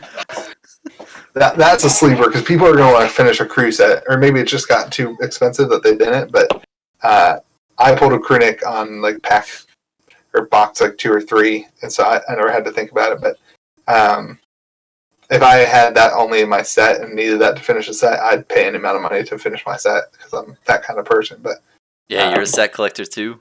I love. So I wasn't in Magic the Gathering because the cards just didn't matter to me in recent Magic the Gathering sets. I got involved in Magic and Gate Crash, so they just didn't have the value. But because Flesh and Blood cards have some value, I'm like, oh no, like I want to, and I was able to open most of them. I think I was able to open like 95% of the crew set. So that meant something to me, and I'm hoping to be able to do the same with every set. So I don't know. who knows with Monarch? I don't have any faith in my pre-orders of Monarch, honestly. Yeah, I'm So sitting the same way. I put them in, but I don't yeah, know if this is ever gonna happen. I mean, what do you think and I'll tell you my view first is I honestly think that they have to do something with the format because there's no way on release everyone's gonna have the legendary that they want or the the majestic cards or super rares that they want. I mean, this stuff yeah. currently is just being completely bought out. And the only way I think that they could make it where everyone wins is the promo cards. There's some redemption program. I don't know if you heard me say this, but basically, you take all the commons and rares from Monarch, and the people who have those cards trade them into the local game stores for promo cards. And then, so the local game stores have the commons and rares that they can Hmm. then give to the players who are playing the game. But I think you have to have some format around being competitive and competing competitively for just commons and rares, and that's what gets you prizes. Because I talked to a couple people, at first I was like, hey, you can still play the game with commons and rares, but a guy was like, yeah, but if I'm at my local game store and somebody beats me every couple weeks because he has the legendary cards, that sucks. I don't want to do that. And I thought, oh, Yeah. he has a good point. Like I would hate to be in that position too. And I recently competed in a tournament, and I was pretty bold, and I played with a budget deck. And Did you play your red, white, blue deck? yeah, man, I played my Merca Nice. deck. I went 1-3, but That's all the right. games that I lost. Oh yeah, and it was oh man, it is so much fun. Like if you haven't played one of those, like, it was a tabletop simulator game.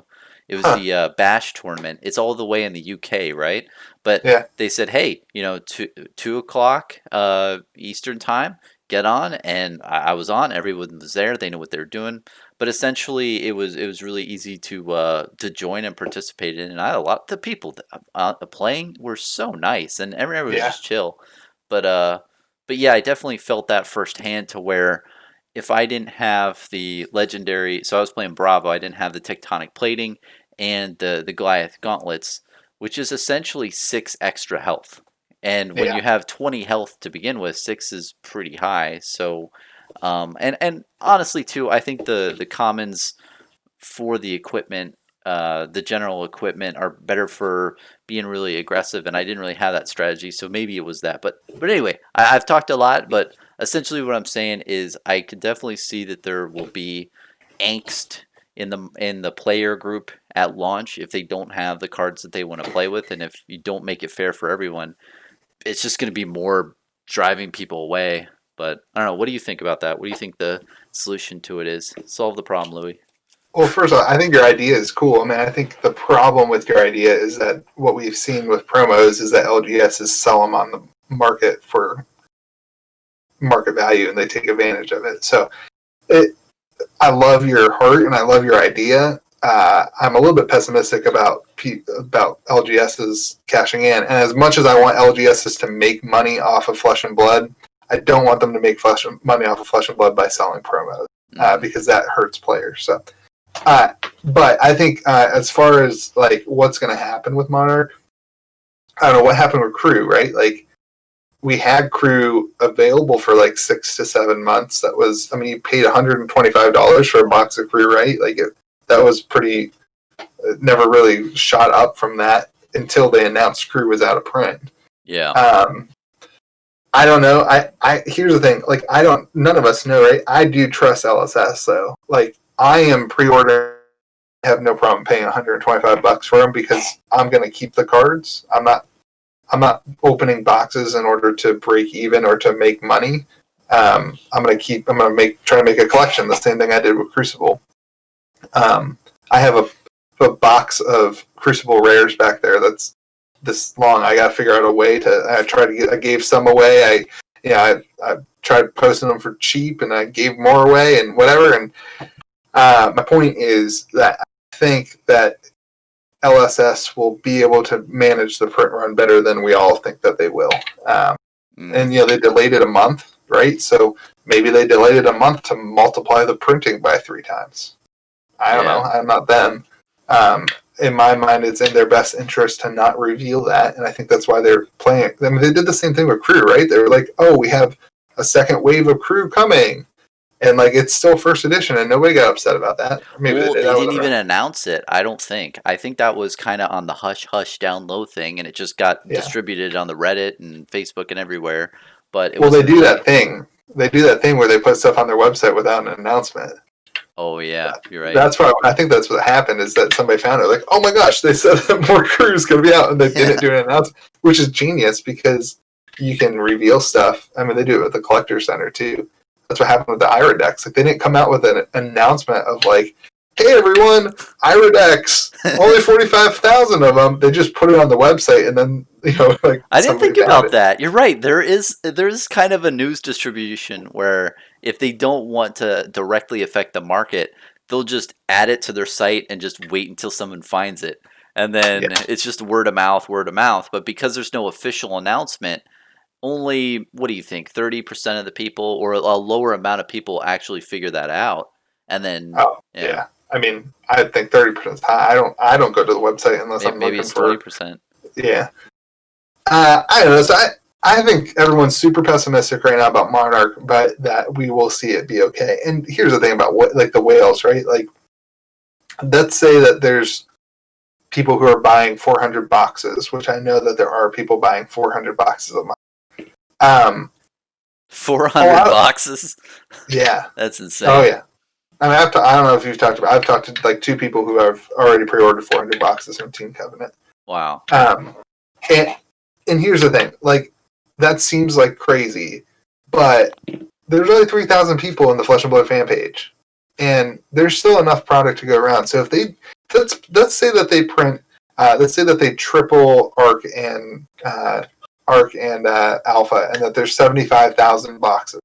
Hmm. At 75,000 boxes, for the 3,000 people that are in the Flesh and Blood fan page, that's a lot of boxes. Like I know there's more people that play the game that are in the fan page, but in my opinion, LSS can scale the game to where it currently is, and we're all on the Flesh and Blood fan page all the time, and that's our life, and that's what we think about. So we think everybody else in the world. We go to work and we're like, hey, Flesh and Blood, the Alpha Tunic's worth $4,500 now. You know what I mean? And like in reality, the game is still in its And, infancy, and and our friends are like, "What? yeah. What's $300? What are you talking about?" Yeah. But in reality, the game's still in its infancy, and so I think you'll probably have to pay if crew boxes were sitting at 125 to 150 for a long time.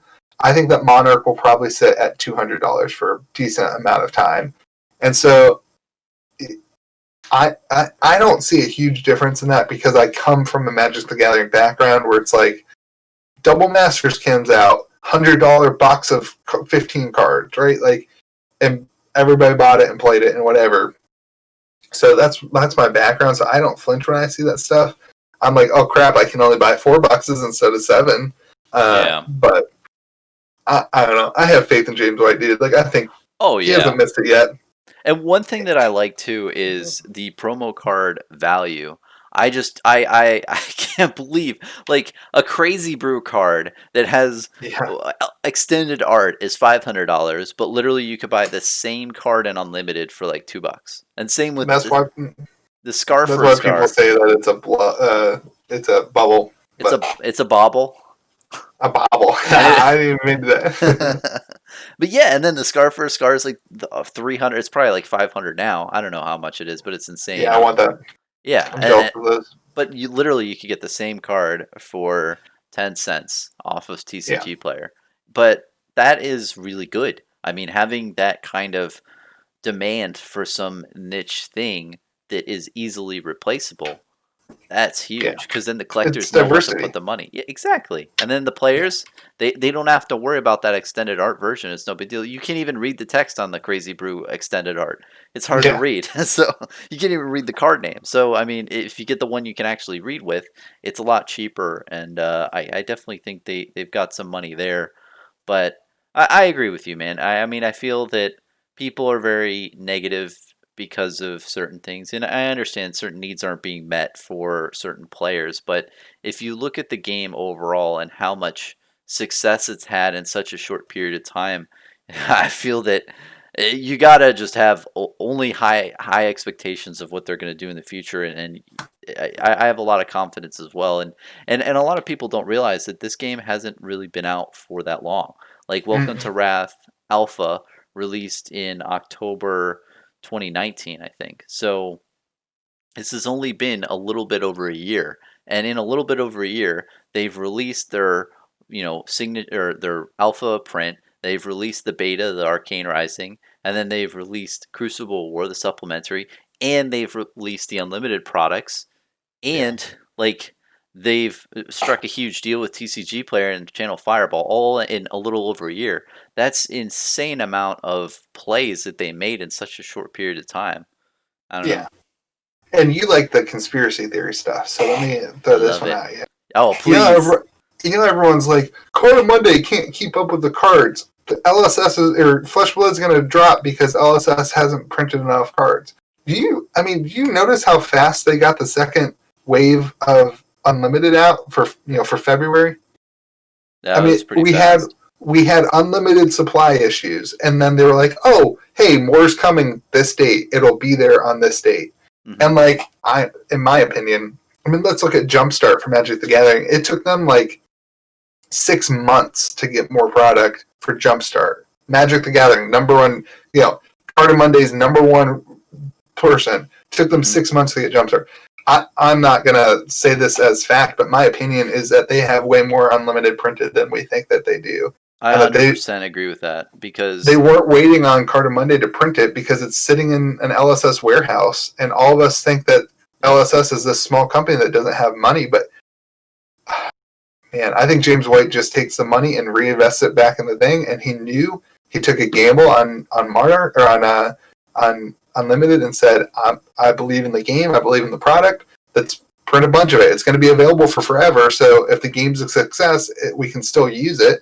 And so that's my opinion. I mean, that's my guess is that we all think that it's in trouble, but they've got a promise. And maybe that's the same with Monarch too. Like maybe we see an initial wave and they're like, oh, don't worry, more's coming, and they've got it, and they don't have to get it reprinted at Carter Monday because they have it sitting in warehouses or something. But yeah, I mean, the big point too on that is that, and I'll address your conspiracy theory, and I totally agree with it, but the out of print thing on their collector center still isn't out of print, and they've blatantly said there's no time period on when we will stop printing this product. So at you're this talking about point, unlimited, yeah, Unlimited. I'm yeah, sorry. Yeah, Unlimited, Welcome to Wrath, and Arcane Rising. So literally, they can print at any time. So these short-term blips are no big deal. But to address your specific theory, I totally agree with that because back in the day, what people really don't understand as time goes on, I've said this so many times, people just aren't going to remember. But before TCG Player and Channel Fireball, before Unlimited came out, people were worried. People were honestly there'd be people on the Reddit every week saying, "Well, I got into Flesh and Blood. Unlimited's coming out. Everything's gonna go to go to nothing. So I'm selling my collection. Who wants it?" And people would pick it up. But there's so many people dropping out of the game, and the confidence was low because, like Louie, like all these cards, right? The alpha print, they literally only changed the date and the set symbol, and everybody back in the day was saying, how is that going to make any sense with people thinking, oh, okay, this 2020 date versus 2019, who cares? But you know what's funny is once they did release that TCG Player and Channel Fireball news, then everybody really cared, and that's what spiked it up. But I yeah, think that if they had released everything that they had, and this is just a theory, I think if they did print everything they did and distribute everything all at once and nothing sold or nothing sold out, it would be a sign of weakness for the game. So I think they yeah, definitely had to sell out of Unlimited, and I think you're right. And I think they've said in the past for other stuff that they've printed stuff and they've held product back and then released it. But I totally agree with that. I think they printed yeah, a ton of product, but they only released maybe 25% of what they actually had in their warehouse to the world, yeah. just to make sure it sold out. And then after it sold out, then they're going to do their second wave just to show it was a success. But It's what Nintendo's been doing for since the original Nintendo, right? They say, oh, remember, were you a kid when the Wii came out? How old are you? You gotta be about my age, right? I'm 30. Yeah, you're exactly my age. Well, I'm Oh, nice. 29, but uh, like you remember the Wii came out when when we were in middle school, and it was like, oh mom, I want a Wii, I want a Wii, I want a Wii, or whatever, and you're like, I can't buy one, and like I Yeah. remember being in a mall at like what's that stupid FYE in the mall, and they had a Wii in stock for $400, and I literally was like, Mom, get down here right now. They have one in stock, and my mom didn't even flinch about it because she knew that it was like out of stock everywhere, out of stock everywhere. And so, like, it's a genius model to have this stuff in place. And it people don't like the word FOMO, but like it does drive sales. And I don't know, man. Like, I just think we people give them so much crap, and the game is fantastic. Yeah.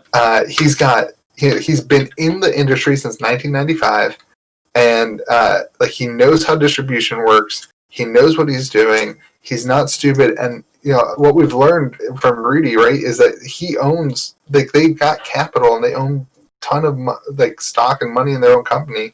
So like, I don't know, like I'm just a proponent of like this guy knows what he's doing and he's gonna take it by storm, and we're gonna be fine. So Oh, for sure. And I've looked into more of the background, and it does seem like he has a lot of business prowess. And yeah, you're right.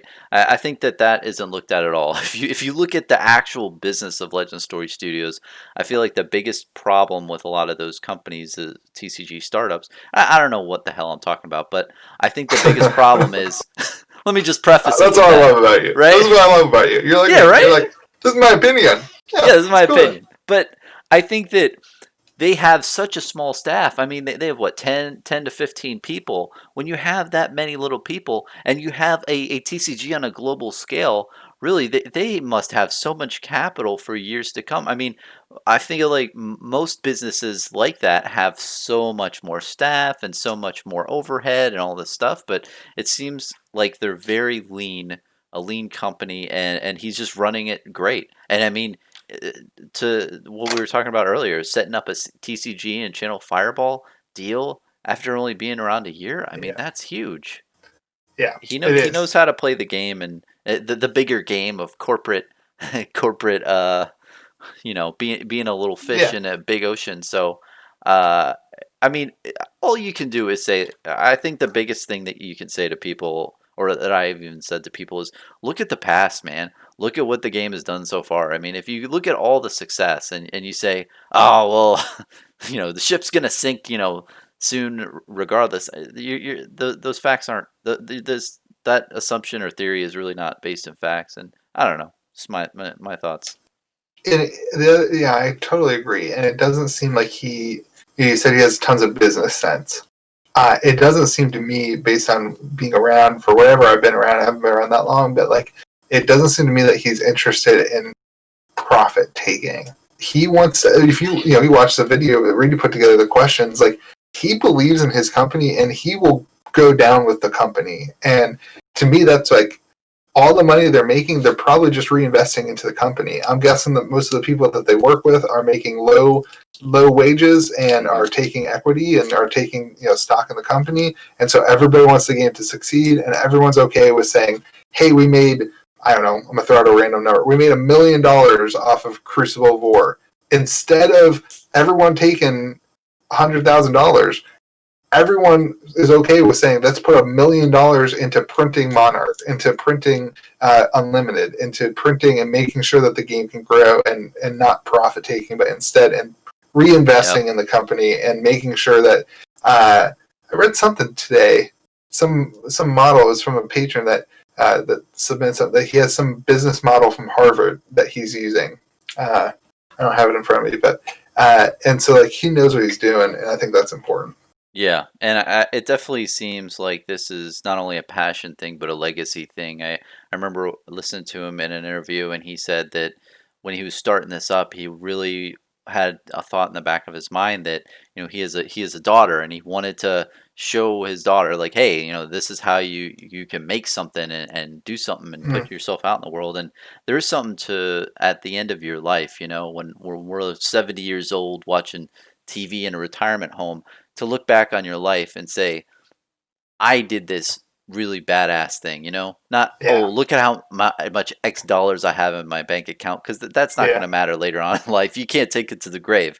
But when you right. can say, I made this huge trading card game that millions of people play, and it became insanely popular, I mean, that's something you really write home about. And And not even yeah. just that, but he doesn't even seem to care about the game being big. He seems to care about being able to say, I was the reason that people got together in the flesh and blood Yep. and built relationships. And like to me, like that's what sold me on the game was like his heart isn't necessarily to be the biggest game. His heart is to get people back together and building relationships. And this world, dude, it's all about relationships. You know what I mean? Like you said, you Oh, don't yeah. take your money to the grave.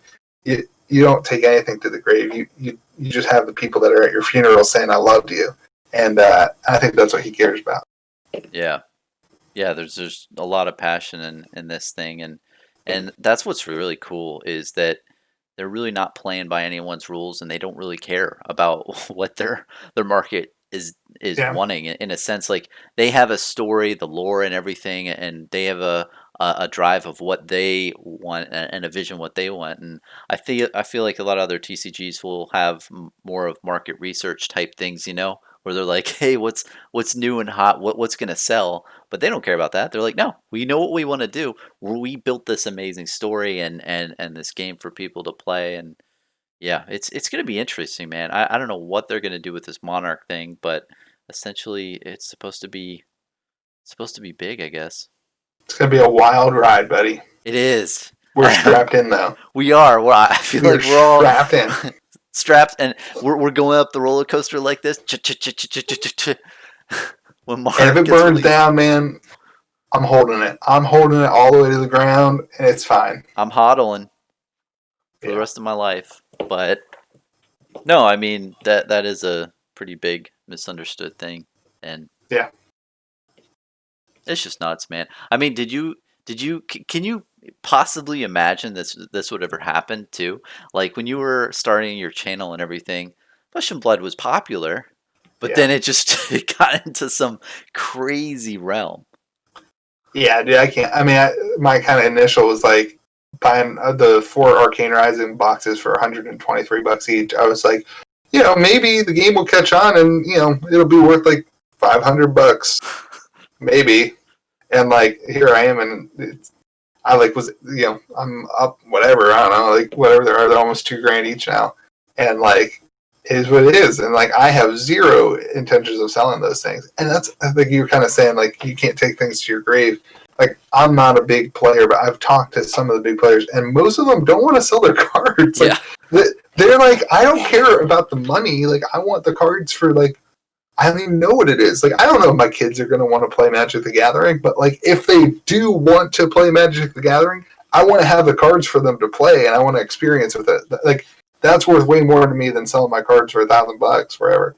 And same thing with Flesh and Blood, man. Like, I think a lot of people are like, I just want to, I want the collection, and I want to pass that collection on to my kids. Think about baseball cards, right? Like, our dads, like, my parents are divorced, but if I got good grades on my exams or whatever, my dad would send me a autographed baseball from a Boston Bruins or Boston Red Sox player, and like, that was like awesome. And like, I want to be able to pass stuff down to my kids, and I would never sell that baseball because like, it has intrinsic value, like it has like not intrinsic, the other one, yeah, value I to feel you. me. So that's how I feel about the cards too. Like, I debated back and forth selling my shard because I could use $4,000 right now. Like, that would be super helpful in buying a house. But like, I have a video of me opening it, and like, it fills a collection, and like, I'm not gonna sell it. Like, I've decided, like, I'm gonna just keep it forever, and it'll come down with me in the ship. If the whole thing goes to zero, I'm okay with it. You know what I mean? Like, I think a lot Yeah. of people are like that. Don't get me wrong. There's people who are trying to make money too, but I think a lot of people are just like, this is it. Well, So that's why the prices go up, I think, because the product's been out there for such a long time that the people who have it now have gradually the product and the cards have gradually shifted to those people who are just long term.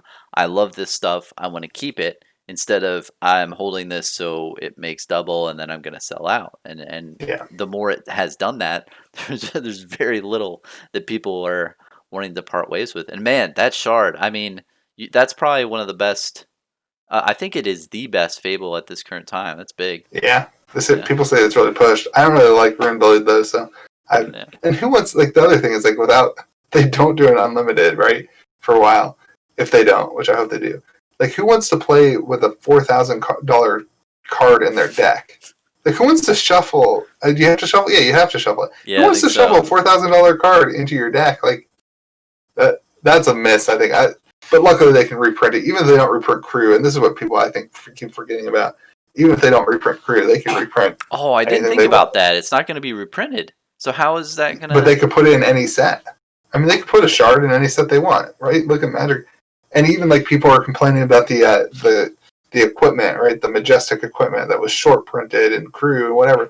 Like if they want, they could make a Monarch buy a box promo, one of the non-foil Metacarpus Node, right? Like they could just Yeah. print those and put more into people's hands with no problem. Even though it's not from that set, they could still put more into the marketplace. So I'm not worried about that side of stuff. But. I mean, here's a conspiracy theory. What if Crew Unlimited has already been printed? It's just a rainy day fund. I like it. Yeah. I like it. No, I like it. honestly, my conspiracy of that is from opening Crew First Wave, I made a couple videos where I got this red flak in the packs next to the foil, so it looks like there's a lot of damage on the cards.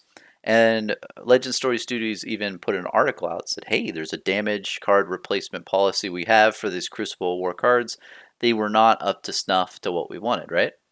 And then they did Wave 2 of Crew, and I heard it was even worse. Like the damage on the cards and how everything was put in the boxes was even worse than the first wave. So in my mind, if the first and the second run were both really bad at being produced, then that's probably why they held off on the unlimited I run. think I watched your video Yeah. when you were saying that. Yeah, and I hate to Were you saying like regurgitate stuff, but the what were your box size? Yeah, maybe. I think the box Yeah. size or something wherever they printed it.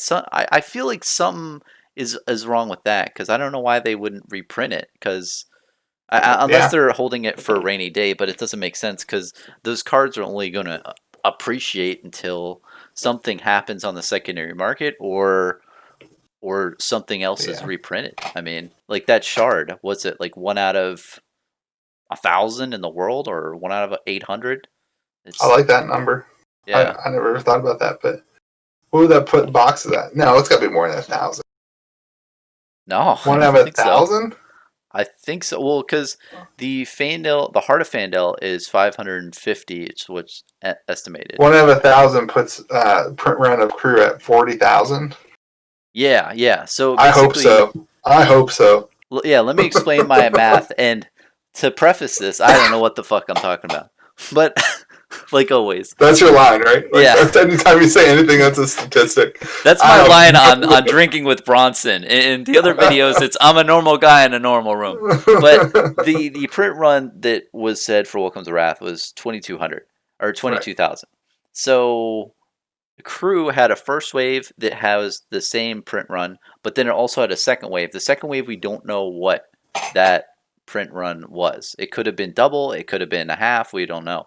So if it was double, then that would mean 1,100 would be the total amount of shards. But wow, it could be lower. I hope you're right. I mean, especially with everything damaged. Yeah.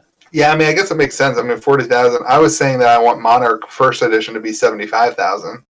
So, I mean, that would be kind of, 22, 40, 75. That would kind of be a good trajectory. Yeah, no, I think you might be onto something there. I just never thought of it as I never did the math in my head of how limited the shard was. But yeah. Now there's a lot more hearts, right? Because the heart has an unlimited edition, so there's a lot more hearts. I mean, that won't affect the price. Yeah, I see what you're saying though. To play with, because there's a card that you need to play in the deck. You'll see another. You will see another shard somewhere. It might not be in a Crew reprint, right? Like it might not be Crucible War Unlimited, but they might throw it in a like they did with lunging press. My guess is that lunging press wasn't always supposed to be in Crucible of War, but then the game took off and lunging press became part of the meta, and they were like, hey, let's sew this card in a different foil version or whatever in Crew. So, you know, I think they could do something like that with Shard, or make it a buy box promo or whatever. That's what Magic does for cards, right? They did that with that big land that came out a couple years ago. They just made the buy box promo, so all of a sudden players can buy the cheap one. So That would definitely scare a bunch of investors and get them out of the secondary market. nah, Fabled as no, you don't think so? How would you even no, distribute I don't. that? I don't. Sorry, that was a stupid statement that I made. No, I don't think the it's not Fabled stupid. will be a buy a box promo. Oh, okay. I guess that is what I said, which is that is a dumb thing. I think like the Majestics could be a buy a box promo. Oh, okay. I feel that. I think that could happen. Yeah, I did say the Fabled, and you're right. Like that would be completely ridiculous. But you could do the Fabled in another set. Totally. You know, and like, or put you in could an do a unlimited master set. set. Yeah. You could do a master set, like an Omni set. Yeah. Yeah. And something like that. And, Well, do you think it has to get reprinted? I mean, let me rephrase. Do you think something has to happen to where investors and collectors get burned? I mean, I think that we're kind of leading on to that because, like I said in the beginning, and what we were talking about is that it seems like whatever you park your money into, it's just a matter of time before it hits. I mean, like those welcome deck recently. I mean, it was just very comical, man. I mean, who would have thought those $20, $50 decks are now 300 or free decks? Yeah, my LGS has 4 of them sitting in the thing. I texted him today. I was like, "What are you gonna do with these?" Yeah. He's like, "You want to buy them at half price and you can make all the money off of them?" And I was like, "I'm not making that much money off of that if I do that. First of all, and second of all, they were supposed to be free to people." Yeah. But I told him to sell them. I was like, "Dude, make your money. Like, just make your money." I'm sorry. What was the question? That's a good question. Do you think investors and people have to be like burned? Because in my mind, no, I think so. Because if you hit the button every single time and it's giving you food, you're always gonna hit the button. But if you hit the button and it gets what do you mean by burned? Like they're gonna have to buy a product and then it's not gonna appreciate in the next 3 months. Like it's just gonna stay stale or drop a little bit. I hope they do that with Monarch. Honestly, they won't, but I hope they do that with Monarch. What I would like to see is 2 things. I would like to see they won't be able to enforce it, but that's okay.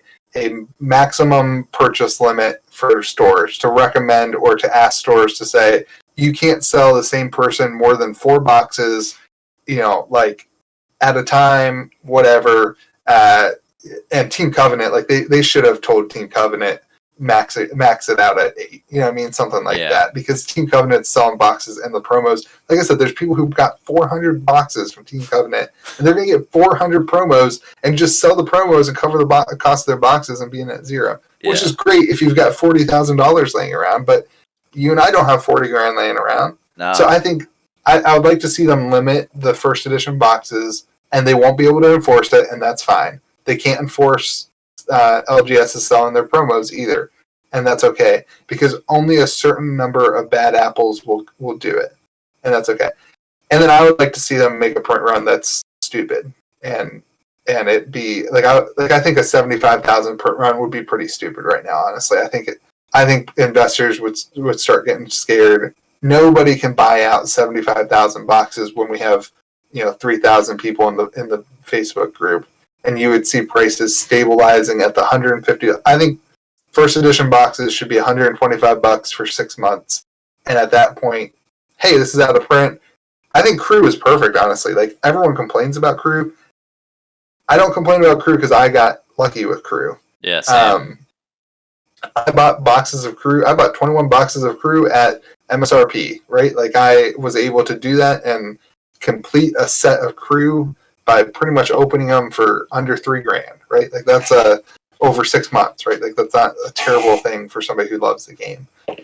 So I don't know. Like I hope that they just make that available, and I hope they just slow drip it. But like, dude, like people are still getting boxes of Crew to their LGS. Like my LGS gets like a box or 2 of Crew almost every week right now, and so like that's what's suppressing the value at $500. They're still getting Crew from like a box or 2. Distributors?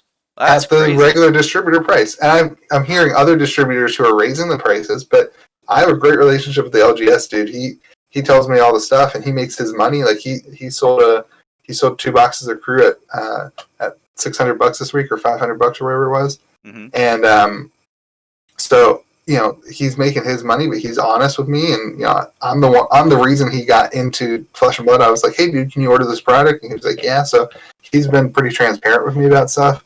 And so I personally think that even distributors are seeing this and saying, hey, if we want this game to succeed, we need to keep the price down. And so they're slow dripping it to stores rather than saying, yeah, we have 10,000 boxes of, not 10,000, yeah, we have 500 boxes. Yeah, if you want to order them, yeah, they're all yours. And then that one person makes stupid amount of money, and now no other LGS can get them. They're saying, no, dude, you can get 2 boxes, and come back next week. We might have 2 boxes for you if we still have it. Yeah. And so, and then store owners who paid $60 a box are saying, okay, yeah, I'm not going to overshoot the market. I'll take my money at $400 or $500, and that's why we're seeing the price stabilize. I hope they do the same thing with Monarch, where it's not just, hey, yeah, we printed $50,000 or 50,000 boxes, and in 1 week, all 50,000 boxes are gone. Instead, you get 25,000 boxes the first week, and over the next 6 months, you see the other 25,000 boxes hit the market. And so that kind of keeps the price suppressed. You have a good point because there definitely does have to be some sort of allocation because at this point, there's just too many whales out there in the ocean that literally, if they could buy an insane amount, I feel that they would, especially if it had Yeah. that first print run on it. And the the clout around Monarch, I feel, is an even greater. We're at a weird time too because everything has just exploded on the secondary market for all these older, I'll say vintage products, vintage Mhm. being a year ago.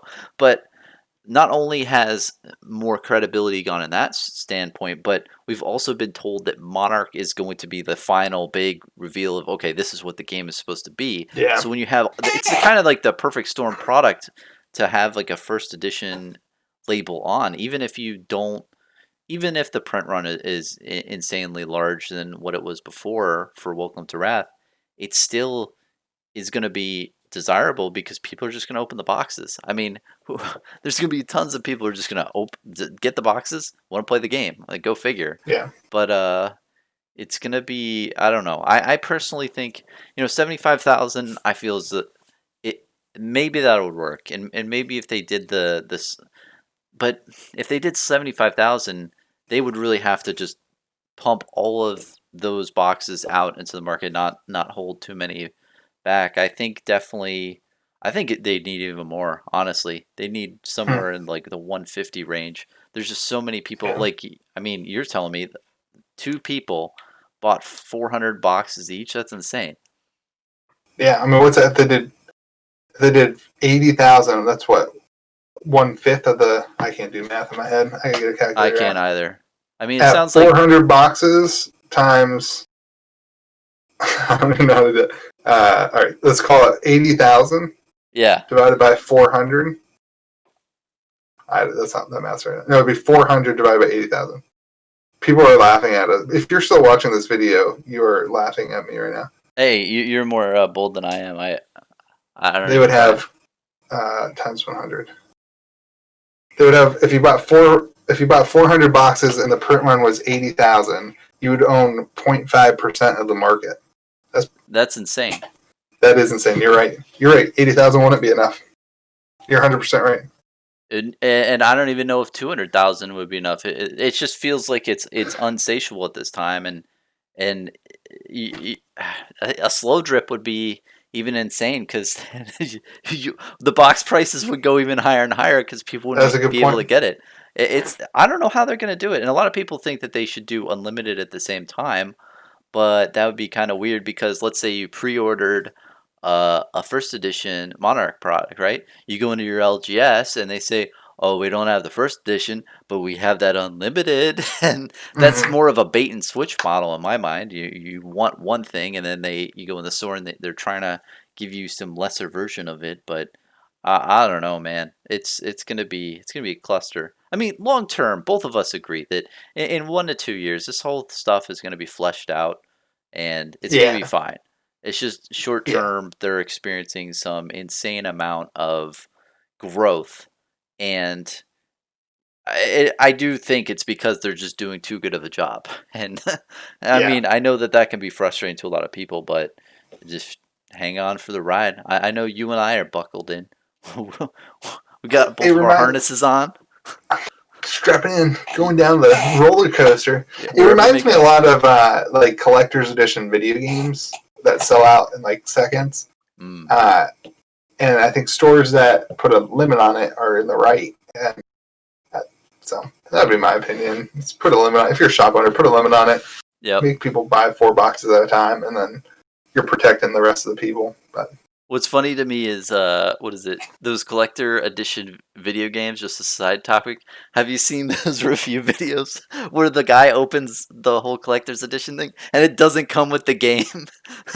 Those are hilarious to me. that's It doesn't even awesome. come with the game. It I just haven't. comes. I haven't. Is it because it's digital or something? No, I think they just it says game sold separately. That's great. I I think it never happened even a knew couple that. times. It was just too funny. I loved hearing the reviews for those, but That's great. yeah, maybe they even do it like with a gem ID or whatever, the Oh, that's player good. ID. That would be good. That's a great idea. I hope LSS is listening to you, man. I don't think they do have to. I'm just a normal guy. James White I is a know. badass, and he's the captain of his ship. He's gonna steer clear of stuff. Yeah, it'll We be all have right. faith. I think Monarch will be sketchy, but the rest of it will be all right. Oh, for sure. Yeah. So, one other topic I was thinking, and do you, if you have anything for me, I was just wondering, streaming, man. How do you think streaming is compared to video making? So let's go back to Mm. content creation. Like streaming, I've done one other time with the Outcast Haven group, and I thought it was fun. It was a lot of cool talking with them. But man, I'm just very nervous of how it's going because if my videos aren't going good, I'll just exit and Yeah, just start over. It's no big deal. But with streaming, it's live and you're really yeah. on the timer. Like how do you like it compared to video making? Personally, I don't like it. For a lot of the same reasons. Also, I like to make videos at like 1 in the morning and post them at like opportune times for views. And my days like at 8 o'clock at night. That's probably the best time to stream, and it's kind of hard to fit that into my life schedule. Um, but I really enjoyed the stream with Mitch and Midtown Merchant, where we were just cracking packs and having fun, and we were like able to like interact more with the comment section and not interrupt the video. The stream with DM Armada, I loved. I love DM Armada, but gameplay is just kind of boring to me. Like watching gameplay, and so I get like really nervous because like I don't like watching gameplay videos, and so I get like really nervous and like, what can I do to make this more interesting? Okay, let's crack a pack and rip it and give it to somebody. You know what I mean? Like I just it just like I just get nervous because I don't want to bore people. I want people to enjoy the content. And so I struggle with that. Well, that I don't know. seems really tough. I mean, holding a stream where you're doing gameplay, and I've what is it? And with Mitch, it must have been really nice. And yeah, Mitch is an awesome guy. I love what he's Yes. doing. But it must have been a lot easier then because Mitch is just doing the pack openings, and you can commentate and see. It doesn't require too much brain power. But I can't imagine, playing Flesh and Blood with the cards, and then thinking, okay, what am I going to do on my next move, and all this stuff, and then also looking at the comment section, commenting back, and then opening packs. It seems like Yeah. you're doing three different things at the same time. That's And then interesting. I was also trying to type the card in to have a live card for people to be able to see the card. Oh So, yeah. so I don't know. I really like it. I enjoy the interaction with the people. It's also delayed though, so I did one video once where I did a box opening. I gave away all the packs, and they had to claim it before anybody else. And instead of doing it live, I did it as a pre-recorded video, and then I got to hang out in the comment section like really real time with them. Like they would type a comment, and I could type immediately back, as opposed to like a live stream where it's like delayed by like 30 seconds or so. And so I like that. I don't know. Maybe we'll see stuff. I think Twitch is a little bit better than YouTube for streaming. So maybe eventually something will happen on Twitch and we can all do stuff on Twitch for Flesh and Blood. But Yeah, 30 seconds delay sounds tough because if you announce the winner, or if you announce the, you have to wait 30 seconds and then you have to figure out what to say, and then you have to like double back on the original thing. Yeah. But I honestly, I thought it turned out really well, and I thought it was cool how you guys both played Flesh and Blood over webcam, and yeah, it's cool. It was good. It was good content, man. Thanks, man. I appreciate it. I hope to do more stuff. Like I said, I hope to just. Honestly, I like more just like interacting with you guys, like the other content creator. Like that's super fun for me because I think it's just a different field than it is for normal everyday Joe to like be like, hey, yeah, like I hate editing videos and be able to talk about that. But yeah, I hope to do more. It's definitely not my focus. It's definitely not going to be my focus. I definitely rather just talk to the camera and post a video and reply to comments. But I'm with you though. I love exploring new kind of contents, even if it's not something I'm good at. It's nice that you could try something because hey, who knows? Maybe you make something and there's a bunch of people who say, "Wow, like this is awesome. I love this that you do this," and then you start doing more of that. Because I know when I first started, I didn't talk too much about the secondary market.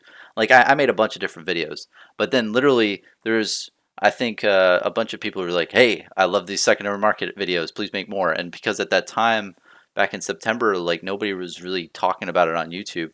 And I was like, oh, okay, if you like these, then literally that was like the best content I could ever make. Because literally I went on eBay, I just searched for a random Flesh and Blood product, and I turned on my mic and I was like, hey, this is what I think about it. And that's it. Yeah. And then turn it off, look for another product, and just talked about it as a collector. Because I was trying to collect that stuff anyway and buy it up.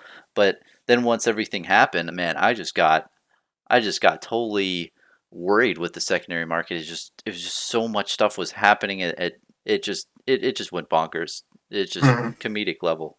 But I feel like you are really great at summarizing it as well, and you and I keep it high level a lot in our videos and just explain overall what's happening. But I don't know. Yeah, I think it's important that we don't. Yeah, like you said, I think 2 videos years ago, but like not influencing the market. Like that's why I just try to keep my opinions out of my public videos. Just because not that I want to influence the market, but like for myself, don't want everybody to be like, he's just saying that this card's worth something because he has some of them. And so like that, I just don't want any of that to be possible. Because I agree, like we shouldn't have an effect on, like we should focus on what's happened in the past, not necessarily like what will happen in the future. That's why like with Monarch pre-orders, I said, I don't know what's going to happen, but I know for me, like the difference between $25 and $125 and $100 isn't enough to not secure my product. So. Yeah, and it's definitely up to everyone what they want to do, and I'm definitely not. I've said stuff in the past that I'm like, oh, geez. Well, and that's why I stopped. Like, I started to do that kind of stuff, and I started commenting. But like I said earlier, I mean, I talked about the Eye of Ophidia, and I was like, oh, $500. That seems pretty high right now, and I don't know if this is gonna do anything. And then I would look back on my older videos, and I'm like, oh my gosh, I can't believe I said this. And it's like, I hope I didn't influence anybody's thought process of do this. But at the end of the day, I say, I give all disclosures and say I'm a normal guy and this is a room. So, I mean, if people are taking advice from me, then I don't know. Yeah, and I think people know that, though. I mean, I think Rudy's kind of what people everybody's an adult. Like, at the end of the day, you have to make your own decisions. But it's a lot of fun to look at because as a collector, I don't have as much money like you were saying earlier. Like if I did, then I would just buy whatever I want. But it's nice that you find deals in certain places and you get deals in one place and then another place and you get what you want over time. But it's a lot of fun. Yeah, it absolutely is. It's a crazy, wild ride. Yeah. Well, I appreciate you talking with me today, man. Hey, is there anything else you want to like plug at the end of this? I want to. Dude, no, I just want to plug you, man. No, don't plug me. You are. It's just so much fun to talk to you, man. I've been looking forward to this conversation for a long time. Me too. I just want to plug all the content creators and just say, like, go love all of us and just be like absorb as much content as you want and dude, just like let's just all work together and make this game just give people content so that they're excited about the game, and like I really appreciate that about you. So Oh, thanks, that's what man. I want people to know is that all of us should be about each other, and I appreciate this series that you're doing where you're having other people in the community on, because that's so important to like be a community that values each other and is kind to each other and is encouraging to each other, rather than a community that's competitive or like, let's just all hang out, and hopefully this thing goes on a wild ride and we can all be at the Channel Fireball event sometime denying people autographs. Oh yeah, I'd love that. And I mean, you're right. There's so many great, and then like there's the Flesh and Bones. That guy's Yeah, doing dude. some great stuff Yeah. recently. And well, let's plug what we got: DM Armada, Red Zone Rogue, Dead Summer Art, Yeah. Yeah. you Kitchen Table TCG. Off the top of my head, that's the crew. Fletcher, the Bones guy, his content's good. Like I was It like, is. oh, It's dude, it's that's really good. good. It's really good. Like he's gotten really good really fast, and He's a good editor. I really like his. I like his what is it? His commentary and just yeah, everything Yeah. he's doing really good. I can see him, Yeah. and yeah, there's Let's there's just a all lot of go, good stuff. man. Let's all Oh, rise each other up. Rave Win is really good. I like his budget decks. Yeah. I don't know. Yes. And Intrinsic Gaming. I mean, his gameplay is pretty good. Oh yeah, it's really good. And Yeah. I Tower don't Number like Nine. gameplay video. Yeah, it's like I can't keep up with the gameplay videos because they're like 30 minutes long, and I'm like I don't have that kind of commute, so I work from literally this chair, so it's like I can't keep up with the 30 extended minute videos, but I think Blitz is where it's at then. Yeah, cause just fast games with people who are really good at the game who can just do turn after turn. And yeah. Blitz, you could get down to a 15-minute game, but I'm totally with you. Having a 30-minute or 40-minute video is tough. What's the podcast? I listen to it every Session week. Blood. Session Blood, dude. Session They Blood is are amazing. Go check fantastic. them out. I wanna do this with them, dude. I wanna sit down. Have you talked to them? I haven't. I gotta reach out to them. They Yeah, plugged me dude. recently, and I was so happy. I was like, I can't believe you plugged me. Dude, yeah, So Session nice. Blood's the best. Session Blood. Those guys are smart. Like have like Yeah, this they've super been big playing brain. the game a lot longer than us. Oh yeah, and it's just insane. And they're in the New amount of Zealand, so depth. they can actually play the game. Yeah, go figure. They can go to those was it Blitzathon events and meet the people there. That must Yeah, that must be awesome. it is cool. Someday, man, it'll happen. I have faith.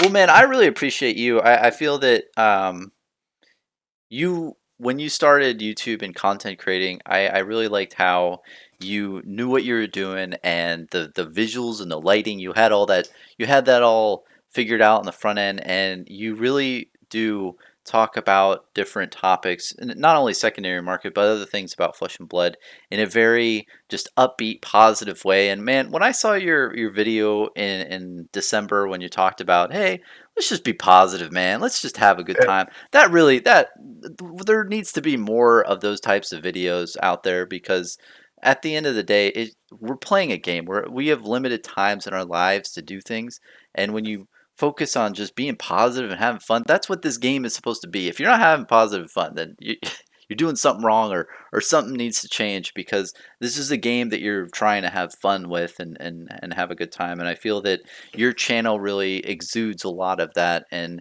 you take topics that aren't really geared towards that and you make it fun, you make it interesting to watch. And I really enjoyed watching your channel grow, and man, you're over 500 subscribers. That's awesome. I'm so thrilled for you, man. And I'm really looking forward to all the content you have in the future.